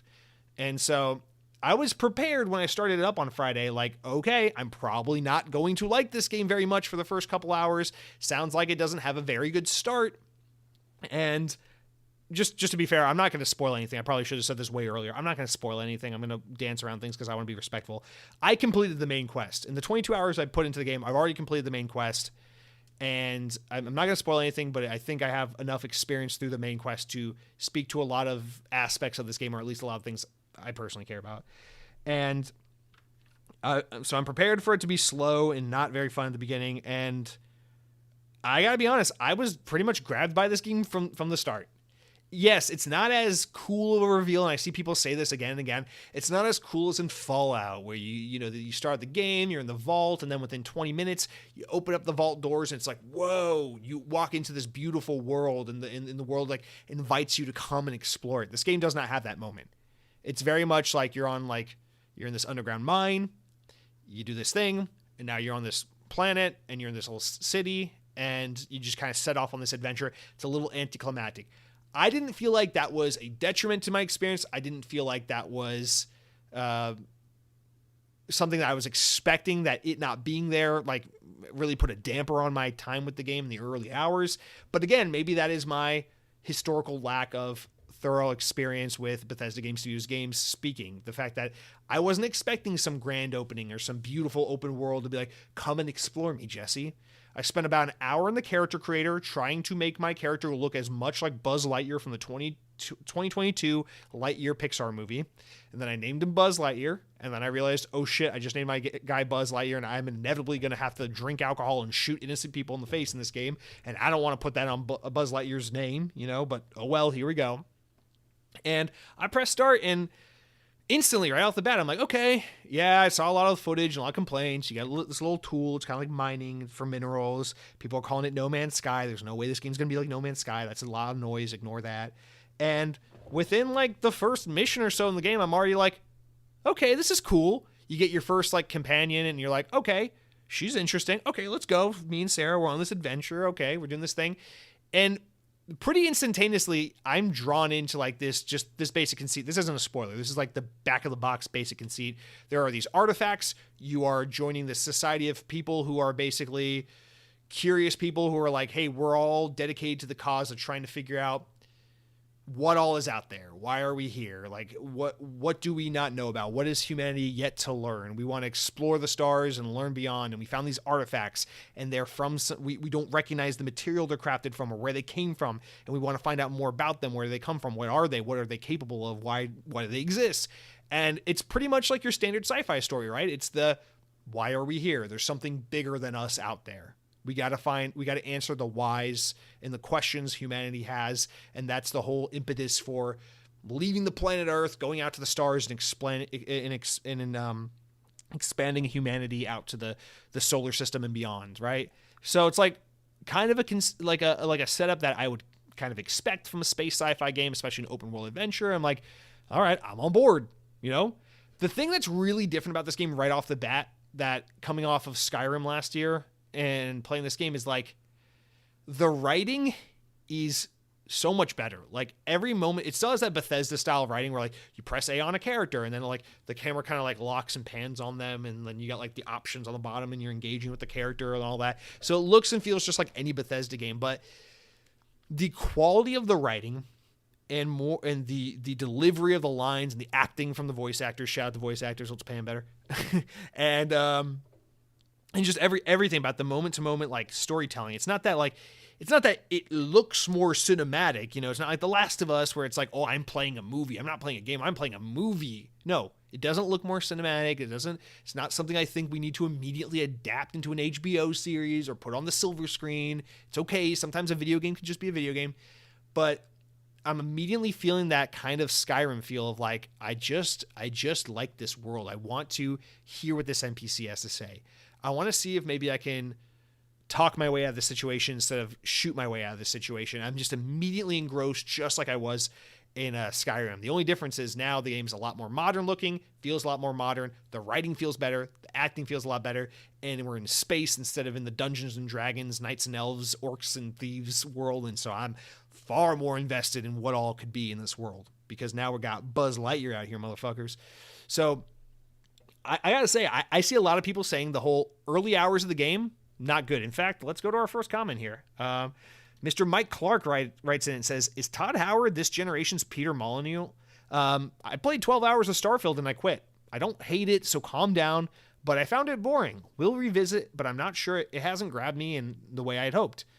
Also says, sucks all the Rockstar OGs have hung it up. Hopefully it turns out better than Rare and BioWare. So true that. But yeah, thanks for writing in, Mike. Thank you for writing in, Mike. But yeah, I think this is a good jumping on point, because this is so much of this is the criticism I'm seeing, that I'm like, there is something to this. People are having this experience, and just because I didn't have it doesn't mean it's not legit or valid. But this seems to be a criticism many people are levying against the game. And it must be said, I was instantly grabbed, but again, I was instantly focused on role-playing this RPG Buzz Lightyear and mainlining this story and getting deep into that as soon as possible. My understanding, or from what I can tell, it seems like a lot of people who are like, let's make a character, let's get a spaceship, and let's go out to the stars and start flying around and exploring. Those are the people walking away saying, I'm a little disappointed, or the game's not grabbing me yet. And I think I can understand. And to get into that a little more, let's go into this. So this is a bullet point I wrote where I said a lot of people's gripe with the game is the lack of a proper or full space travel experience, a la No Man's Sky, because that's the game most people keep describing or comparing this to. It's like Elder Scrolls No Man's Sky, right?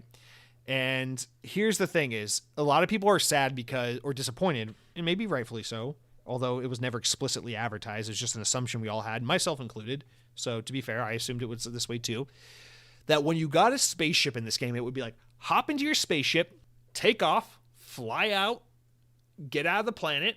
Now you're in the solar system. Pick a planet you want, fly to it, or use your hyperdrive and leave the solar system and go find another planetary system and go explore all the planets and get lost out there in outer space. You can hop from a planet into a ship, fly yourself off the planet, and explore the system, the star systems. And that was my expectation. That was a lot of people's expectation. And instantly, a lot of people were disappointed to learn that that's not how space travel works in this game. And my immediate reaction following 5 hours with the story mode with the game was like, I can understand why people are disappointed, because that is, I think, what a lot of people would want. If you said, hi, I'm making an Elder Scrolls game, but it's in outer space. It's like a sci-fi space game.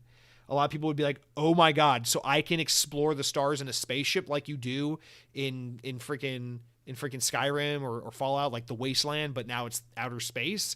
And that's where everyone's mind goes to. But because this game touts the 1,000 explorable planets, and because, and you learn this as you play the main quest, because the story and the questing and the locations in this game have you constantly jumping from one system to another, from one planet to another, constantly. It will literally be like, fly to this planet, find this person, talk to them, have a really good conversation, and then use that information to fly over to this planet and talk to that person. My only thought is, if the game was like, oh, I need to go buy parts to repair my ship, let me hop into my ship and fly to this planet so I can buy those parts. Okay, I bought those parts. You know what? I'm going to go talk to so-and-so over on this planet. Hop in your ship, fly your ship over, and then there'd be a lot of dead space. It would be a lot of like, I am just flying my ship out here in the stars, going from one planet to another, and it would get a little boring fast. It would be a lot of padding. And that's speaking purely from an objective-based standpoint, like playing through a quest line or something. I know a lot of people, they don't care about the quest line. They just want to jump in the ship, go out and dick around in outer space and explore and play around. I get that. But I can't help but feel like that is so counterintuitive to what Bethesda does best. Which, yes, there is exploration. That should be rewarded. I think about like Skyrim, where you could just be walking around out in the middle of nowhere and then find some cave and be like, I wonder what this is. And you walk into the cave and you find like a little mini dungeon, and there's like good loot in there and some satisfying combat encounters and things like that. And you're like, okay, that's just a little thing that exists in this world. And that was really fun to just walk upon, like discover and fall upon and do that. And people want that kind of feeling and experience in outer space, flying around, discovering planets. And I understand that. But I think if they did that, the game would be way too big. And you would find that traveling from planet to planet this way that people expect to be able to do so would just be a lot of padding and a lot of dead space in between action and things happening, and people would actually get bored with it.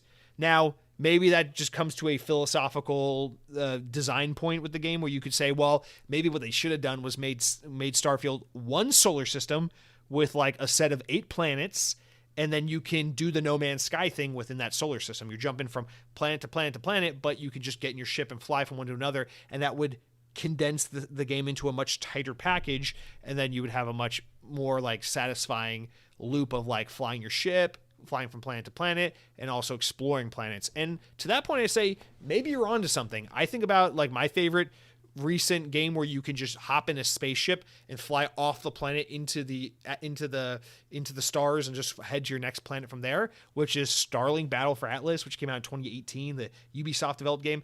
That game did not get enough praise at all, but that game's actually awesome. It does the No Man's Sky thing of just hop in your ship, fly off the planet, no load screens or anything, just fly to the next planet.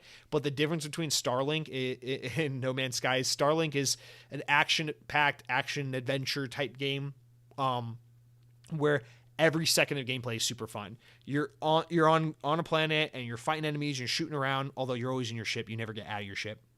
And then you fly out into outer space, and then you're doing really fun arcade-style dogfighting combat, and then you fly to another planet, but everything's close enough in proximity that it feels like between outer space and all the planets you can explore, it feels like one open world instead of a massive interlocking system of different star systems, planetary systems. It's just one solar system. It's just one set of planets. And I'm like, well, if they could have created something kind of like how Starlink Battle for Atlas did it, between hopping between planets and going out in outer space, where you could kind of fast travel and stuff too there, I feel like that would have been a good in-between. But playing through the main campaign, 20 hours straight of just the main story content, I realized like if this game was what people wanted, with just being able to hop in a ship and fly anywhere all the time, it would have just been a lot of nothingness. It would have just been a lot of like, oh my god, so I made it all the way to this planet. All I had to do was talk to this one person, and now I got to go back into my ship, fly out into the stars, and just fly to another ship. I'm just burning time. We're just padding the game at that point. So I think for the way Bethesda games typically work, what they ended on makes more sense, but I can see why that was a disappointment for a lot of fans and a lot of players anticipating what they thought Starfield would be versus what it ended up being. So the way it actually works is that you get off a planet, time to go fly to another planet, you go to your ship, you can either go into the ship and walk around the ship and explore, and there are things you can do on your ship, or you can just go straight to the cockpit and then open up your star system map. You pick the planet you want to go to, you pick the landing zone within the planet you want to go to, and you just fast travel to it. Once you fast travel to that planet or that system or whatever, it puts you like in front of the planet from the outside, like you're in your ship, and you can come across enemies and you can like dock different enemy ships and you can take their ships over, or you can engage in dogfighting combat. It's really cool. Like that stuff is really good, but you can't just like fly from Earth to Mars or something like that. It's like you pick Mars, you fast travel to Mars, then you're right outside Mars and you can kind of explore around it a little bit. And then you highlight Mars and you're like, here's a landing zone I want to land on, click, and then it's like a loading screen and then you land on Mars. So it's not like seamless, like I got in my ship on Earth, I flew out into the stars, and then I flew over to Mars, and then I landed on the planet wherever I felt like it, and then I explored. It's not like that. It's like you gotta pick a landing site, you gotta watch a loading screen. It's a lot more like a glorified fast travel system with some space action exploration in between. So you pick where you want to teleport to, essentially, and then you can do some dogfighting. You can do some like rock avoiding, or like find a satellite and take a distress call, or find a stranded ship and help them out, or find a bad guy and fight him and then board his ship and then kill the captain and take over their vessel as your own. You can do all that stuff. But it's not this seamless hop in, go anywhere, any way you want. And that's a huge disappointment to a lot of people. And on paper, that would be a disappointment to me. But when you see how the game plays out, I think that the system people are looking for, that No Man's Sky style system, might actually just be a padding, nothingness, kind of boring, empty, just, I don't know. It would be like if Grand Theft Auto was like, yeah, sure, you can drive around the city from building to building, from objective to objective, but in the new Grand Theft Auto, we got the American highway system, and now you can get on the US 75 and take it all the way from this state over to this state. It's like, no. Because then it's like, what would you do on the road trips between states? It's like, yeah, it's cool, I can hop in the car and drive from one place to another, but like, what would you do on the road trip, you know? Oh, you can come across a bandit and have a Mad Max style combat system, or you can pull over and find a guy whose car broke down and then hold him at gunpoint and steal all of his shit.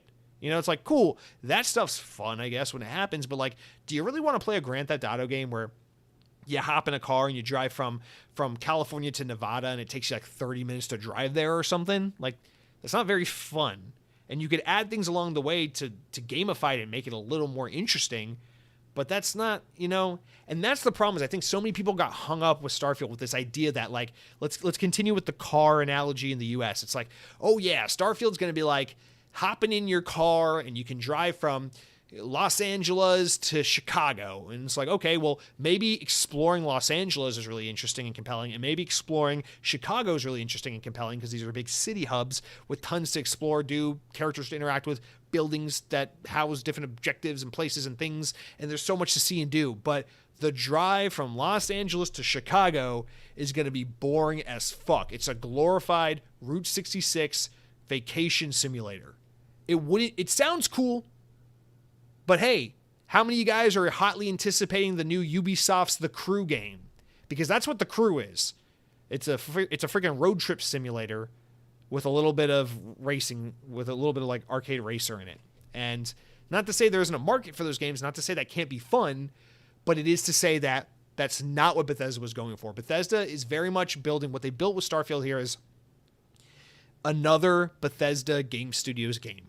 It is the next generation of Skyrim, is the next generation of Fallout.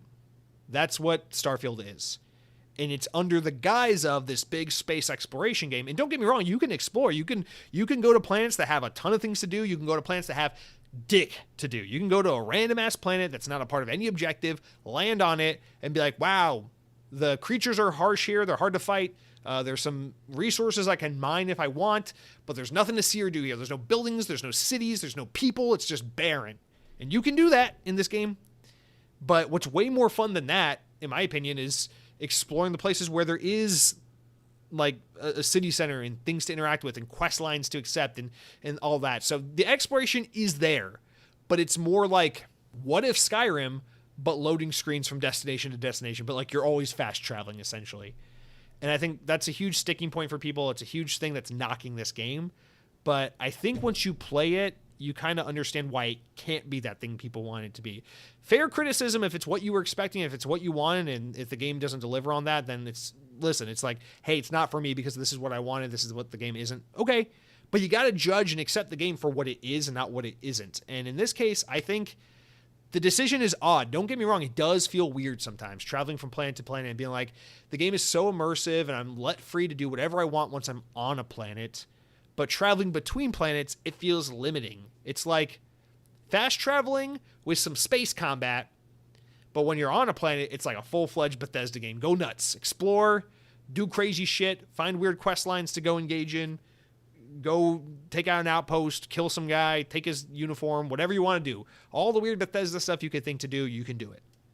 So I think that's the big sticking point. It's that it takes a long time for the game to get good for people, and the space exploration is not quite what people expected.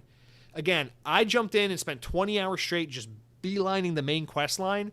And so what I was focused on was the storytelling, the characters, the narrative development, how good the writing was, the really compelling missions. And from that standpoint, it's got to be said, man, Starfield it's not a step up from what Fallout 4 and Skyrim do with their questing. It is a giant fucking leap forward into the future. These missions are phenomenal. Like, there are times, and we haven't even gotten to the combat. Like, this game's combat is really damn good. It's not amazing, but at its best, it's like B-tier Destiny combat. Like, the combat feels like it's, what if Bethesda tried Destiny when you're in these firefights? And like towards the end of the campaign, like there are some missions where it just straight up feels like you're playing Destiny, and like for the better, not for the worse. And like, I'm having so much fun with the combat in this game. And you're just running around fucking sliding and shooting motherfuckers with these crazy weapons, and it's really freaking cool. And I'm so engrossed in this combat, in these characters, and where the story's headed. Side note, the freaking romances. Listen, guys, I know a lot of you are playing this game. Don't any of you motherfuckers try to romance Andreja. She's my girl. If I find out any of you have been looking at her, trying to romance this girl, I will come through the speakers of your phone or whatever you're listening to this podcast via, and I will strangle you like Homer Simpson to Bart Simpson. I will stop you. That is my girl. You leave Andreja alone. I think I just said her name. Andreja. I don't care.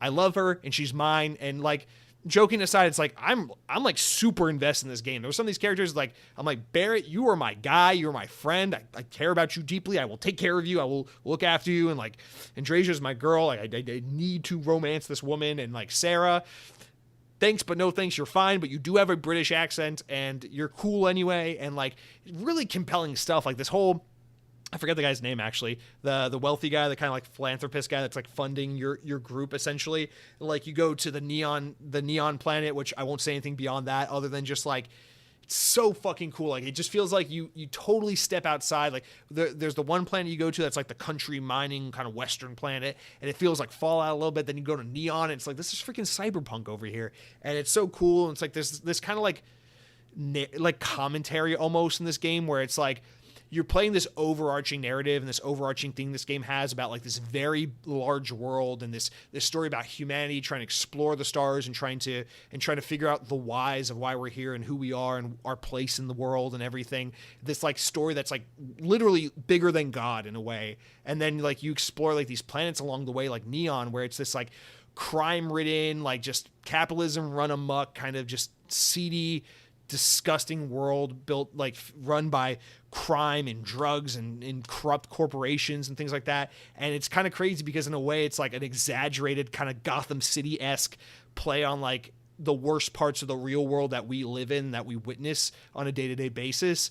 But in our world where like this is such a real world, big scale, huge problem, it feels so small in the world of Starfield because this is one place on one planet that you can explore in addition to many other places on many other planets. And when you compare that to the larger narrative at hand, where you can have so many adventures, you can have so many stories on Neon involving these corrupt figures, these crime syndicates, these corporations, and all this crazy stuff, you know that that's just a small sliver and just a small time problem instead of stories to be experienced in this way faster and grander scale narrative that's all about our place in the world and what all is out there and what are these artifacts and where do they come from? What does that mean? And these aren't human. Is there like, what kind of life is there out there? And it's just, it's like, those are like the questions. And typical space sci-fi stuff. Yeah, sure. Criticism, fine.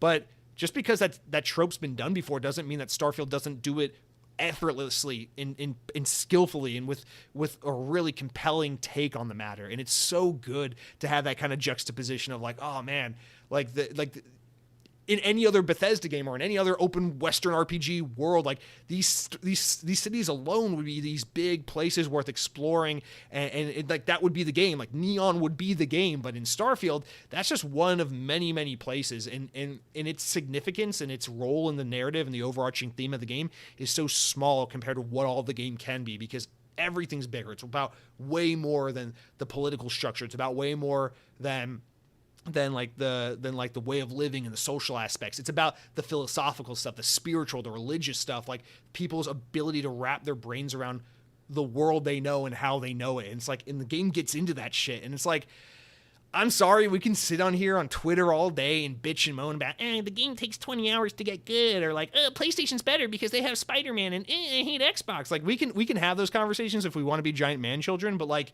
when you focus on the main quest and the story and you get engrossed in like what's happening and what this game is truly trying to say to you and what this team over at Bethesda has crafted for you to experience, it's like, this is some next level shit.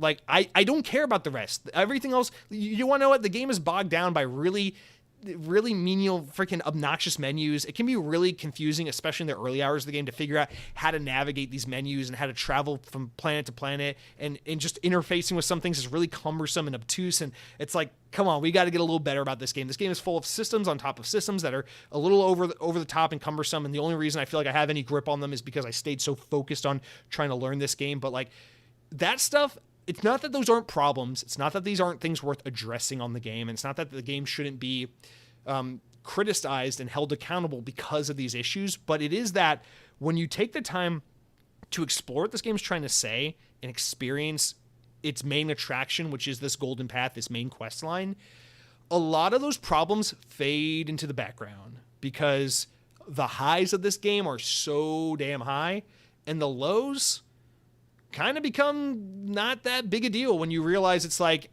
I've been upset. A lot of people I think are upset about Starfield because it's not the game they wanted it to be or the game that they expected it would be.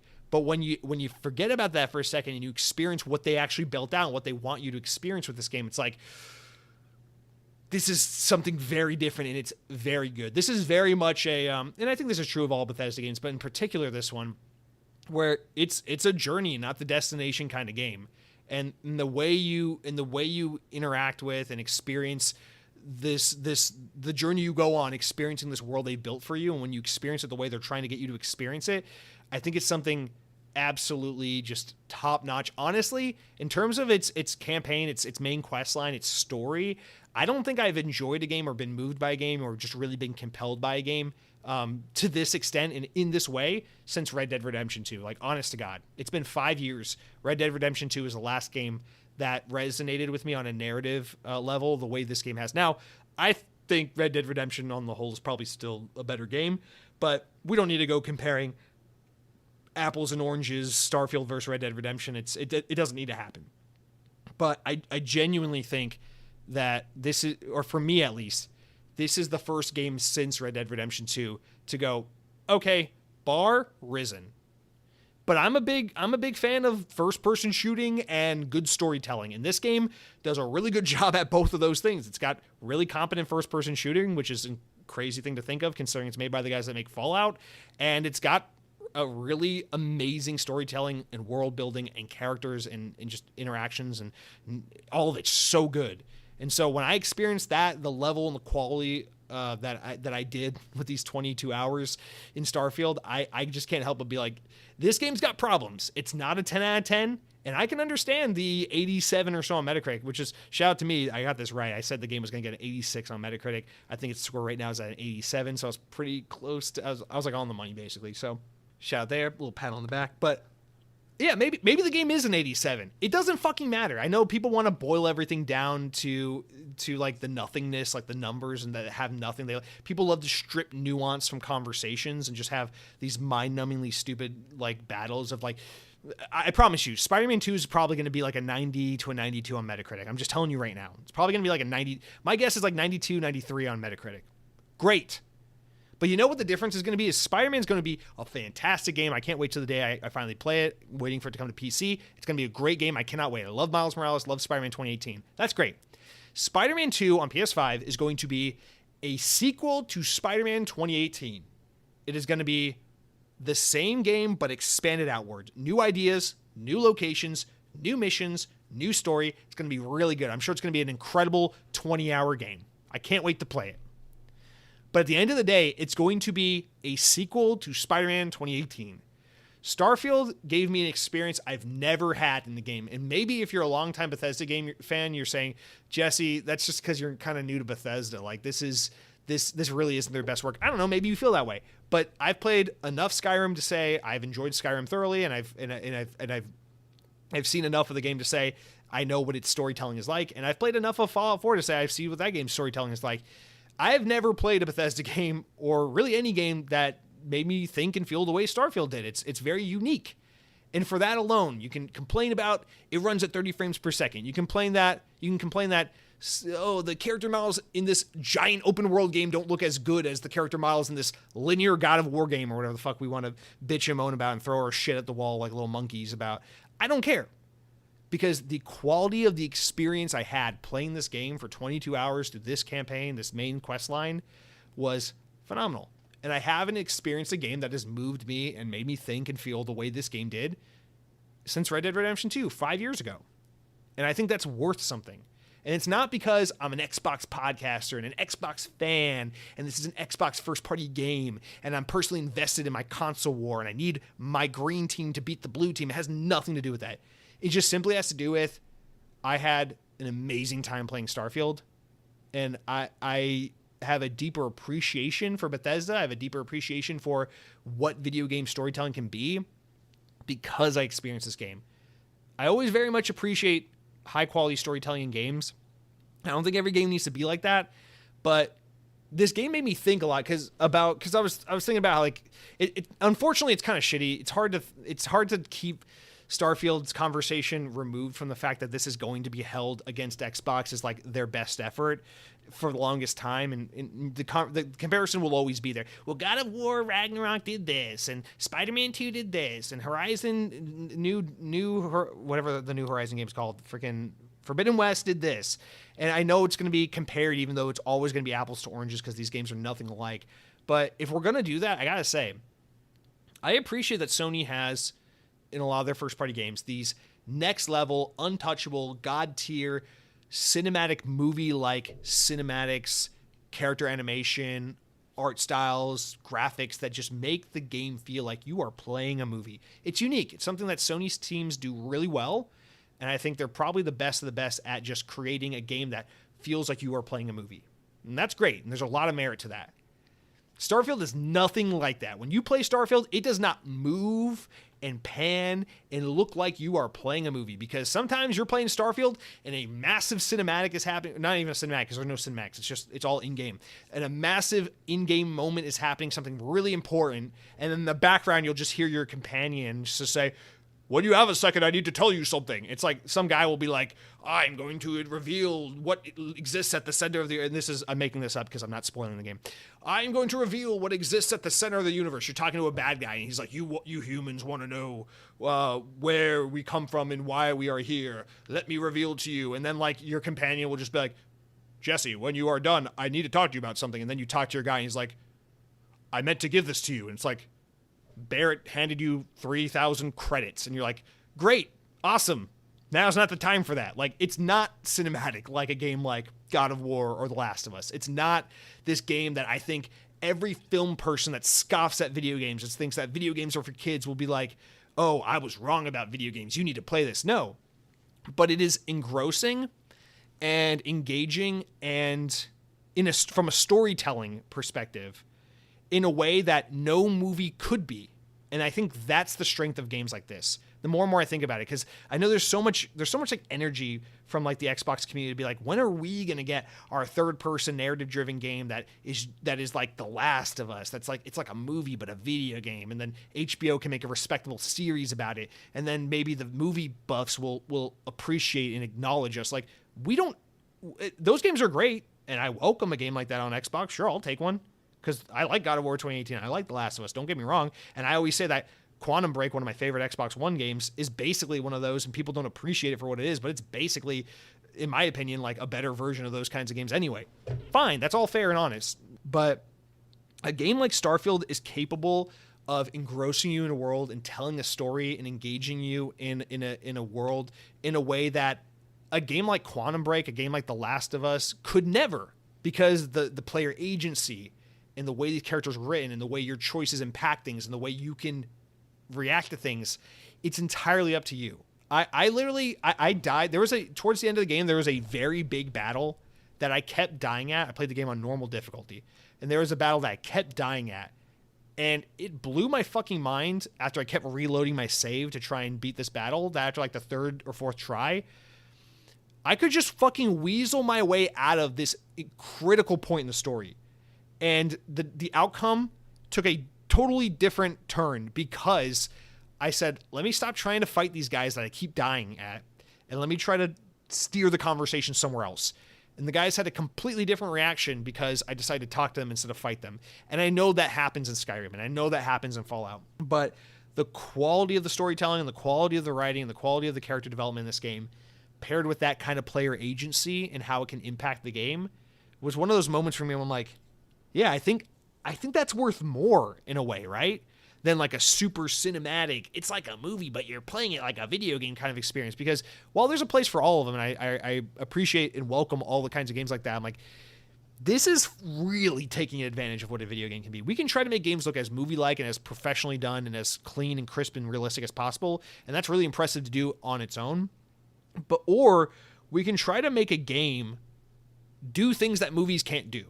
And this like, we all know books can tell stories in ways that movies can't. Movies can tell stories in ways video games cannot. Video games can tell stories in ways that movies and books cannot. And if you need an example of what I mean by that, play a game like Starfield.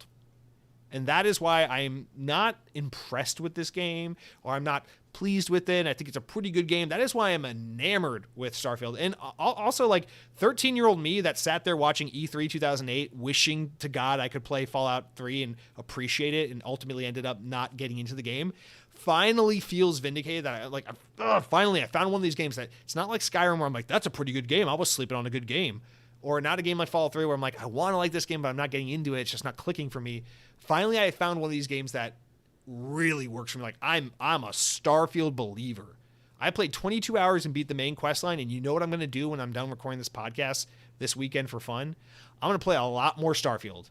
I'm going to do so much more. I would be shocked if I put anything less. You know, I was playing Persona 5 a couple months ago, right? And I was like, I want to play this game, but I cannot commit to a game that's asking for 100 hours of my life just to see the main quest line through. Starfield could be 100 hours, and I wouldn't give a shit.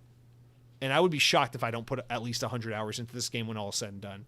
And that's a lot for me. I know a lot of people put like hundreds of hours, thousands of hours into these Bethesda games. I know that's common for fans of the of these types of games, but for me, that's not very common. I don't usually stay on a game for that long, but I could easily see myself put 100 hours into Starfield, and I would be shocked if you tell me that by this time next year, you know, it's like I haven't put at least 100 hours into Starfield. I'll be pretty damn surprised, because I'm very into this game.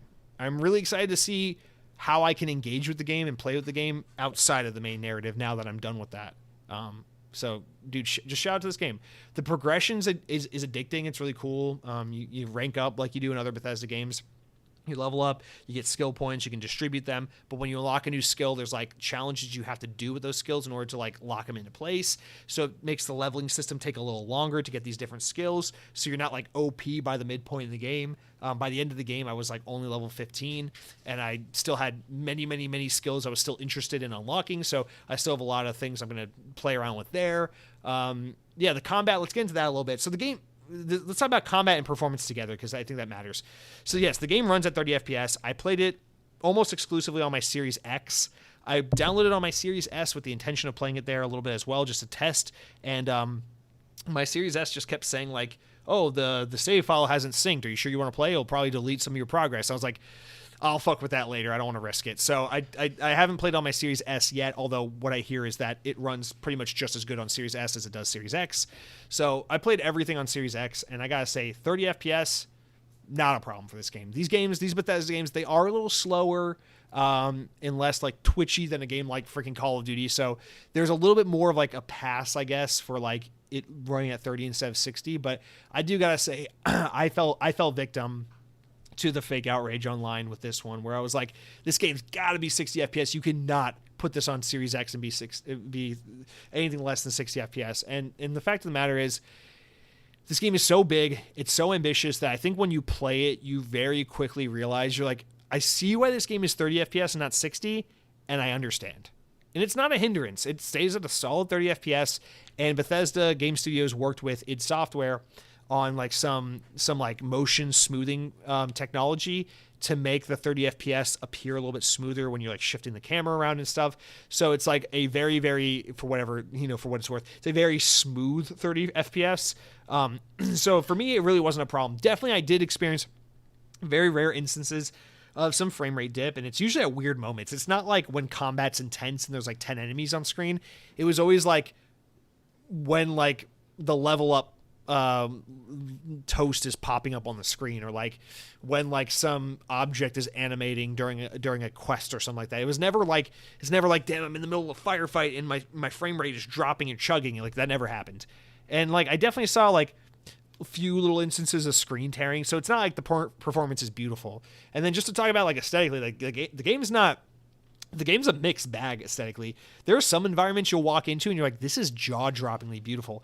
And then there's some environments you walk into and it's like, why is the grass so like untextured and bland looking? Like it's not even like draw distance stuff. It's like stuff that I'm near. Like, so like I found environments to be like a complete mixed bag. And then like character models were also a little weird, where it's like a lot of character models looked really, really good for a Bethesda game. Like you just like talking to a character and you're like zoomed in, you see their face, and you have like the dialogue options. In fact, I had one glitch, very few glitches in this game, but I had one glitch early in the game where I talked to Sarah in my party, and the game like way over zoomed into hers to where it was just basically her nose and her mouth and her cheeks taking up the entire fucking screen. It was really funny.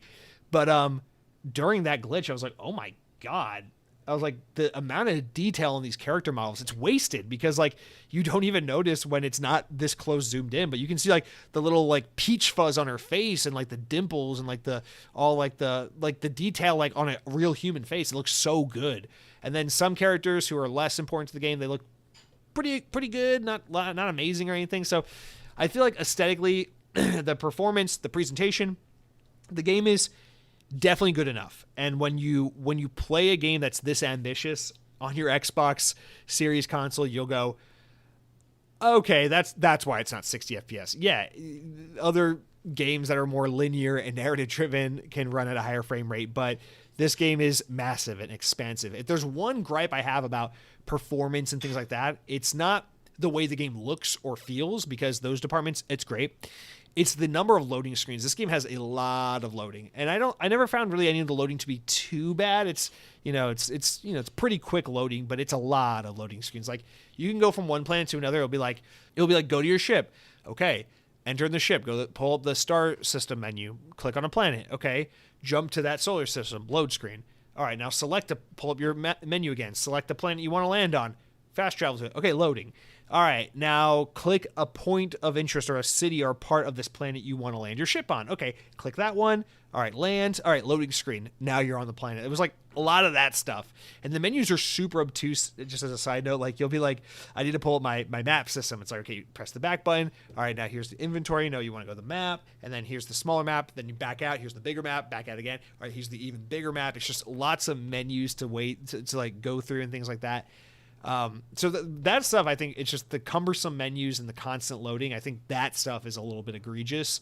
And I wish there was more of a solution to that. But I think because it's like you're constantly the game is essentially fast traveling constantly to different open world environments. And that's why it's load screens. Whereas as opposed to like if it were like No Man's Sky, it's like, well, you're just flying from one planet over to another. So when you leave a planet, the system unloads that information and loads the information towards where you're flying to. So it's not like that. It's just literally like hard, old school, fast travel load screens, essentially. So that's a little, whatever. But the combat is really good. Like I said, it's kind of like B-tier Destiny. And in a good way, like it doesn't feel as good, almost nothing feels as good as Bungie's shooting mechanics. But it feels like they're trying to, like Destiny was the inspiration, and they try to go for that kind of a combat a little bit, that FPS combat. And there's some times in this game, multiple occasions where I had to stop and I'd be like, I'm playing a Bethesda Game Studios game. This just feels like a straight up first person shooter. I can't believe this is a Bethesda game, but the combat feels really good. I mostly stuck to shooting because it felt good and it was fun. But yeah, I mean, like, I don't know, like shout out to the combat in this game. We've come a long way from Fallout 3. I know people really love the VATS system, but like keep in mind, wasn't the whole point of VATS in Fallout 3 because like Bethesda's engine was so dog shit at first person shooting that they had to come up with a way to make it possible for you to even aim in the first place. So like we've come a long way from that. And I know a lot of people have grown attached to VATS and like that kind of thing. Like that's Fallout. Let Starfield be like Starfield and let Fallout be like Fallout.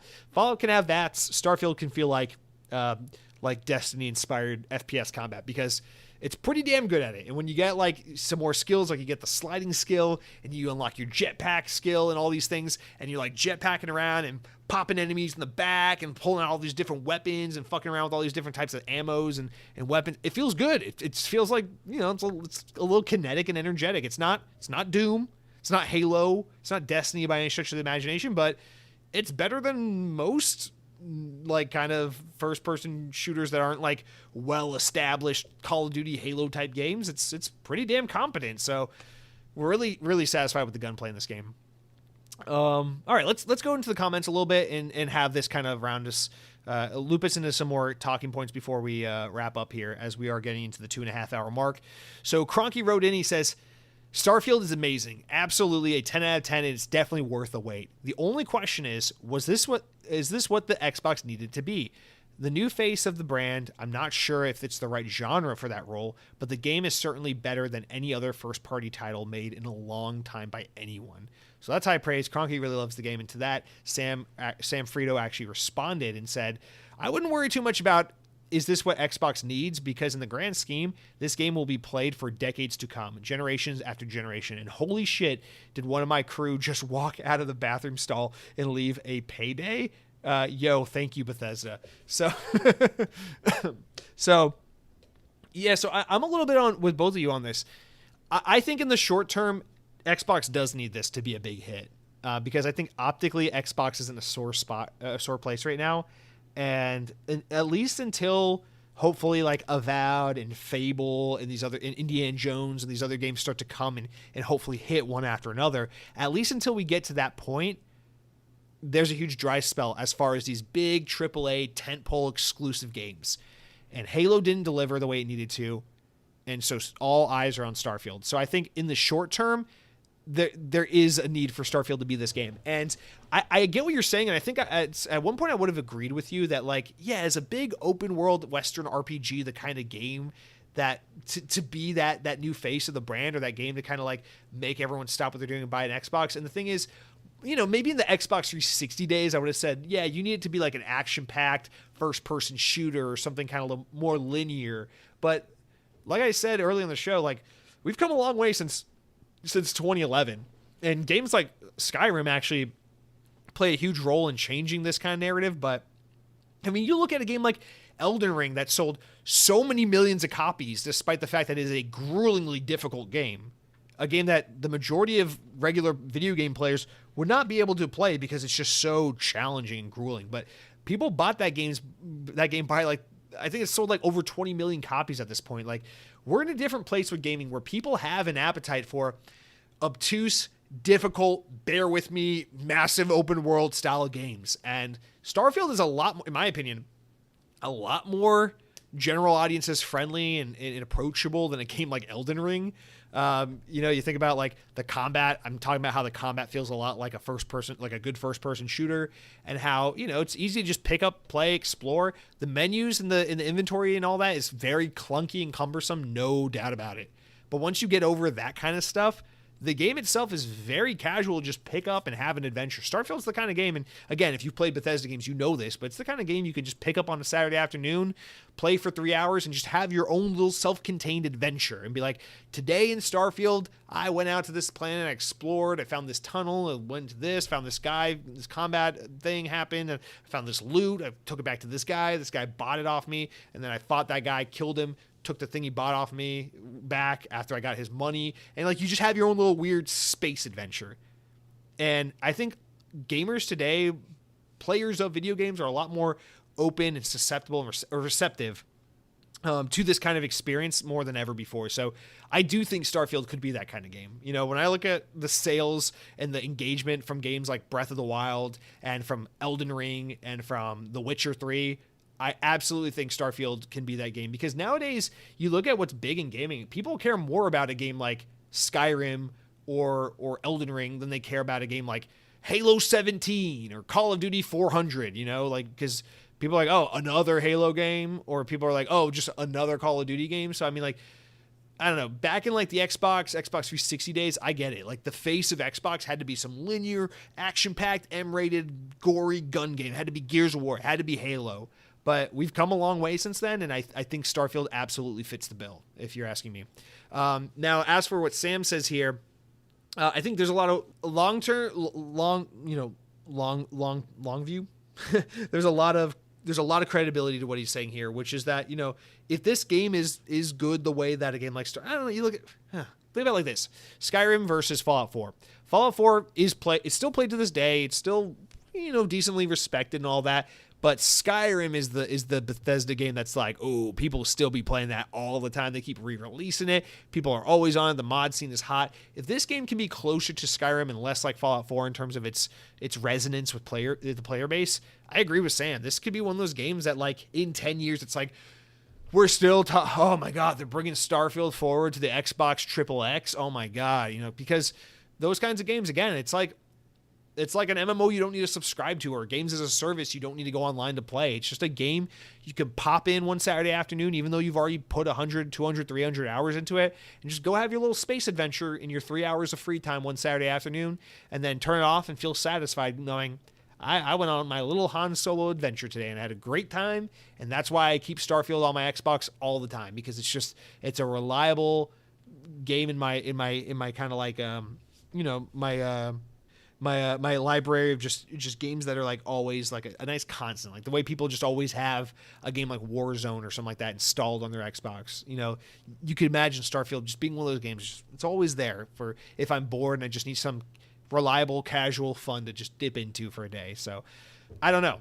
To me, I think Starfield has what it takes to be that game. The problem is so much of how the world receives this kind of game is dictated by the discourse, and I think we live in this world where people rob themselves of entertainment sometimes, because if you don't care what the critics and the online talking heads have to say about Starfield, and you don't have an expectation of it's No Man's Sky but Skyrim, it's No Man's Skyrim. You could just walk in blind, play Starfield, fall in love with it, and be like, yo, go to work on Monday and be like, you got to play Starfield. It's so fun. Here's what I did in the game.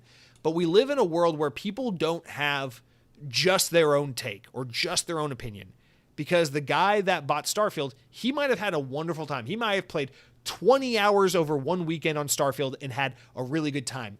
But what he's going to do, because he's so influenced by the YouTubers, the podcasters, and the Twitter people he follows, He's going to go in, he's going to adopt a lot of the opinions of the talking heads that say this, that, and the other about the game, and then he's going to play the game anyway, have a good time, and when people ask, how is Starfield?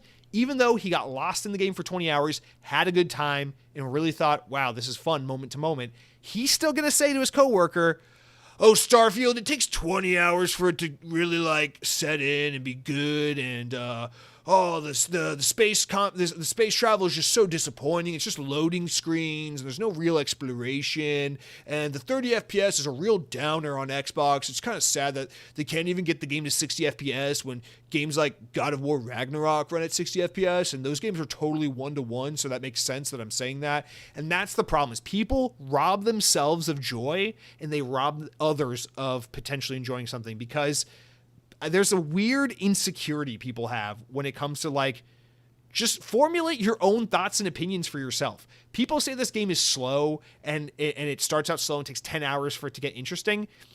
Maybe that's true for someone. I'm sure that is true for some of you. I'm sure genuinely some of you feel that way and had that experience. I'm here to say, after listening to many, many people say that, I did not have that experience. I thought within 20 minutes of the game, I was immediately like, okay, where is this going? This is interesting. So I don't know what to say. Everyone has a different experience, but we just live in a world where it's like, you go to the movie theater, you see the new movie, you sit there for 2 hours, you're completely entertained. You get out of the movie theater after being completely entertained, you go to work on Monday, and your coworker says, how was the fucking movie you watched at the movie theater on Saturday? And the guy goes, regurgitating everything every critic said about the movie. Not his own opinions, not what he liked or didn't like, just what the fucking people on YouTube said, and the critics said, and the guy on his Twitter account that had like 1,200 likes on the tweet said, because for some reason, we can't have our own opinions. We have to adopt other people's opinions. And because it's not enough to just be like, I acknowledge what the majority of people are saying, or what a lot of people seem to be addressing, but that was not my experience. I thought the game was this, or my experience was this. And I think we rob ourselves from enjoyment that way, and then other people just blindly adopt that. Oh, I'm not going to play Starfield. Yeah. My coworker who played 45 hours of it in 3 days said that the game's not very good. He said it's not very good. He said it takes about 10 hours for it to get good. He said the space travel's a little disappointing, even though he pumped 45 goddamn hours of his own personal life in a 72-hour period. You know, he said it's not very good.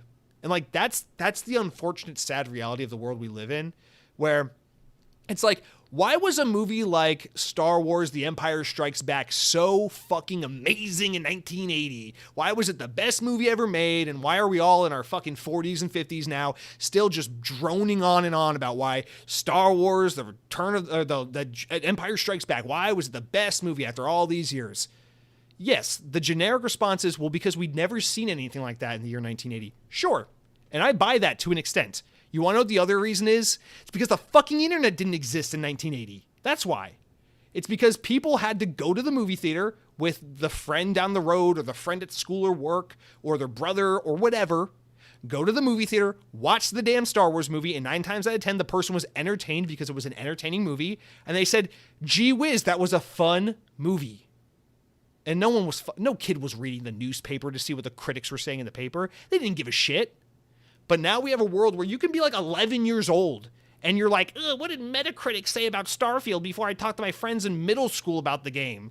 That's so sad, man. It's like, just fucking formulate your own experience and opinion, you know?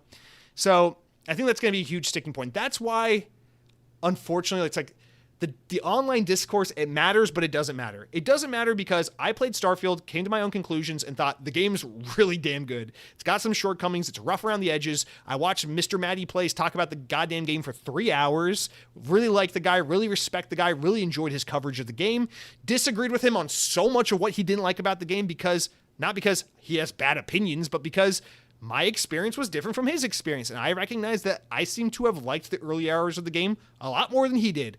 End of story. It's benign, it's simple, it's straightforward, it is what it is. Yeah, long story short, Starfield, is it a great game? Yes. Does it have potential to be that next water cooler game? Yes. Is it probably not going to be that game because people feel the need to adopt the opinions of successful or smarter people and then pretend that that's their honest opinion? Probably. So my guess is like I've been off work all week. It's my anniversary, off Monday for the holiday. It's been my anniversary. My girlfriend and I celebrated our 8-year anniversary yesterday, so I've been off work. I haven't gone to work since last Friday. So I will come to work tomorrow on Thursday and talk to my coworker about the game. I'm very curious to see if he's going to be like, bro, that game was awesome, or if he's going to just regurgitate the shit GameSpot and IGN and Angry Joe and Video Game Donkey and all these people said. And that's no shade to any of those outlets or any of those people, but it's just a shame. It's like, I don't know. I just played Starfield and I don't see why it's not better than Skyrim, but I'd be fucking shocked if it's half as popular as Skyrim. I don't think it will be, honestly. I think it's going to be a huge game. I think it's going to have a lot of engagement. It's going to sell really well. It's going to drive a lot of engagement to Game Pass. I think it's going to be a really big success for Xbox. But I don't think the zeitgeist in the years to come will be...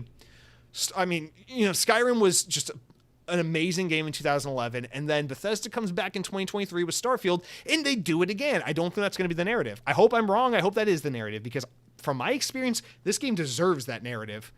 But at the end of the day, all I can say is I've played the game a lot, and I've had a really, really good time with it, and I highly, highly recommend it. I think this is a great get for Xbox. This is, obviously, Xbox paid a lot of money for Bethesda, but this game is the perfect example of why Bethesda is going to be a great boon for Xbox. And I don't know. This is one of the acquisitions that I kind of understand, and it's a little bit like Disney bought Pixar. Okay, that makes sense. Disney bought National Geographic. It's like, what the fuck is this? Bethesda. It's kind of a little bit of like a Pixar move for Xbox. They bought Bethesda.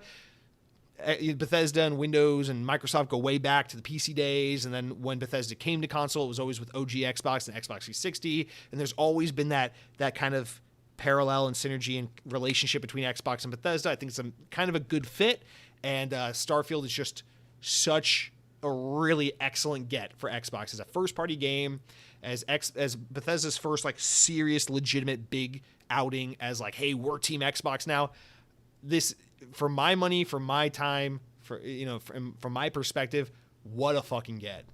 I mean, I don't do number scales, but if I had to boil everything down to a number because I'm reductive and I can't talk about nuance, I would say Starfield is easily an A game, like at least no less than like a 9 out of 10. It's just, it has shortcomings.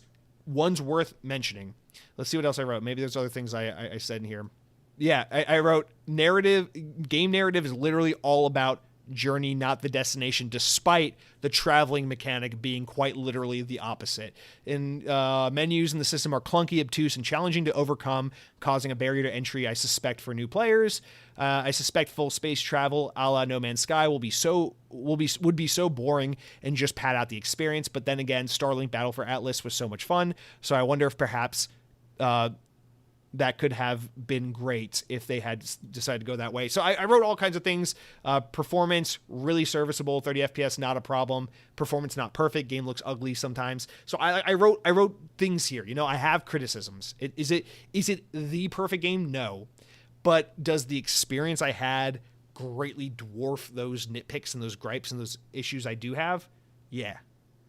Can it be a game littered with a lot of problems, but the good and the positive were just so high that like it's still a 9 out of 10 experience for me? Yes. And that's exactly how I feel about Starfield. Such a good game. All right, let's round out. We got 2 more Starfield comments, and then we'll end the show. So let's go in real quick. Finishing up because we already talked about Sam Frito. He wrote in one more time and says, Jesse, cruise ship etiquette is so warped. My simple ass comic book, cartoon, Xbox, Marvel movie brain feels so awkward at a table of strangers. Reference to last week's podcast about being sat with strangers at a restaurant.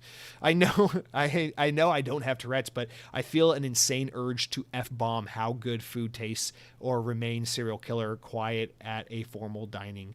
I feel your misery, but that's okay. We got Starfield. Now into the Starfield.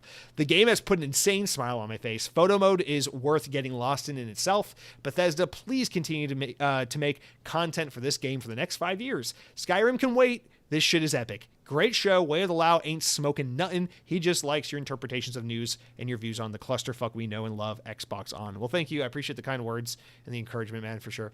And I'm glad to see you're loving Starfield. I haven't fucked around with photo mode one time. I haven't been in the photo mode, so I don't know. But I'll take your word for it.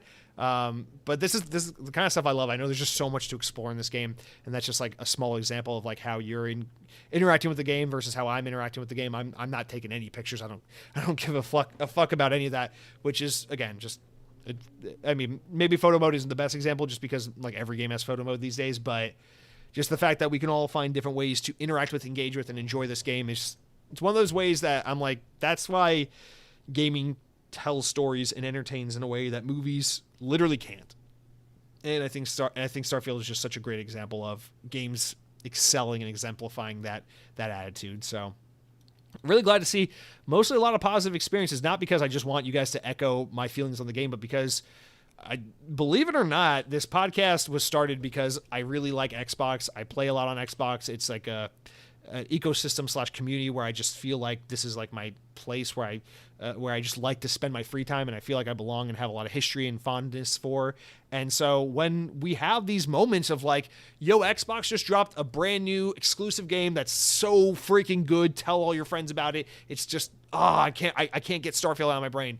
These are the moments I live for. This is what the podcast is all about. It's about celebrating moments like this. Like, these are rare. And listen, there's going to be a lot of naysayers on the internet trying to cause unnecessary discourse and strife over this game. And there's going to be a lot of stupidity thrown around. But just know this at the end of the day. Starfield is a really great game.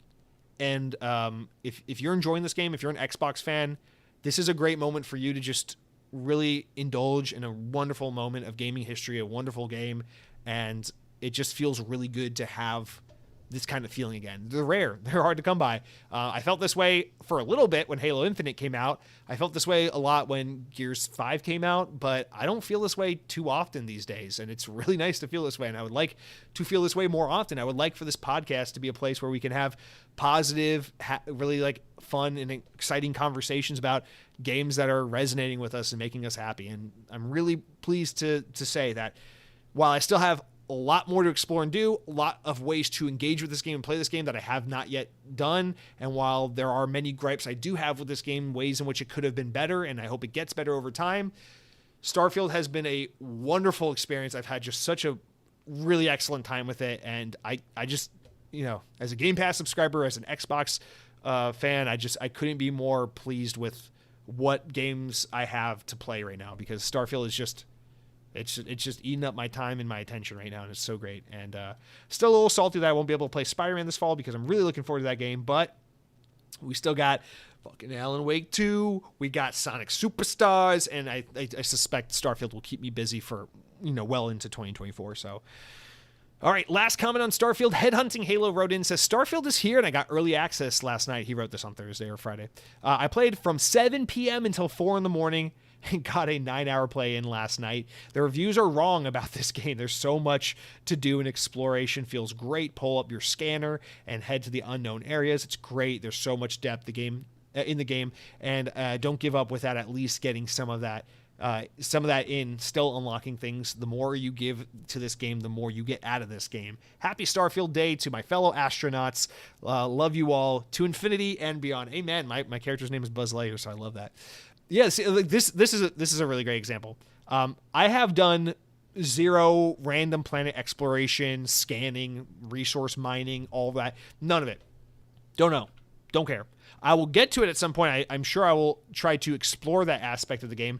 But as of now, no. My next objective is to continue to woo the love of my life, Andreja, and also to try some of these faction quest lines, because I want to experience that. Also, after the first mission of the campaign, there's this one guy at a table who's like a Mormon door-to-door salesman type guy, and he's like trying to get you involved in this program or this thing called LIST.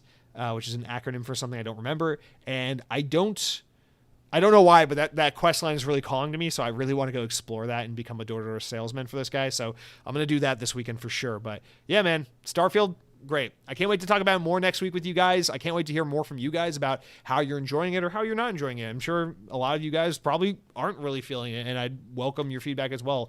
Again, to just iterate on something I was talking about earlier, it's not that if you criticize Starfield, you're lying.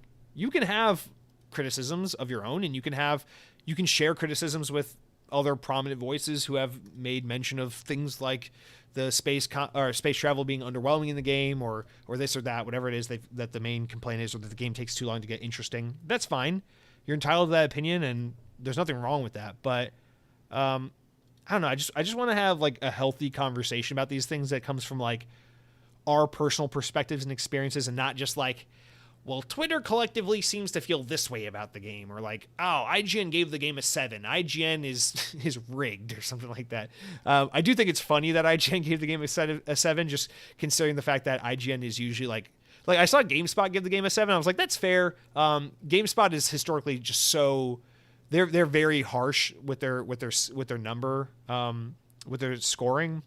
So a 7 from GameSpot is like kind of a decent score. But then I saw IGN give the game a 7, and shout out to the reviewer Dan Stapleton. Like, I used to be a lot bigger follower of like a lot of IGN stuff. I like Dan Stapleton. I think he's a really good voice in the games industry, and I respect the guy a lot. So this is no ill will towards this guy I do not know, but I do respect Dan Stapleton. But it is just to say that like a 7 out of 10 coming from someone at IGN seems comical, because IGN is just, I feel like IGN's always the one side that's just like, yeah, the game's a lot of fun, really great, 9 out of 10. In fact, that's one of the ways I actually relate to and appreciate a lot of the IGN culture and mantra, is because it's like, yeah, a lot of games can have a lot of problems, but at the end of the day, if you had fun with the game, doesn't that trump mostly everything else? Not to say games shouldn't strive to be better or squash their issues or improve on their shortcomings in any way. They should, but I don't know. I tend to align with IGN a lot, where I'm just like, what do you want us to do about it? A lot of good games come out. Like, people rag on IGN because they give out so many 8s and 9s and things like that. But it's like,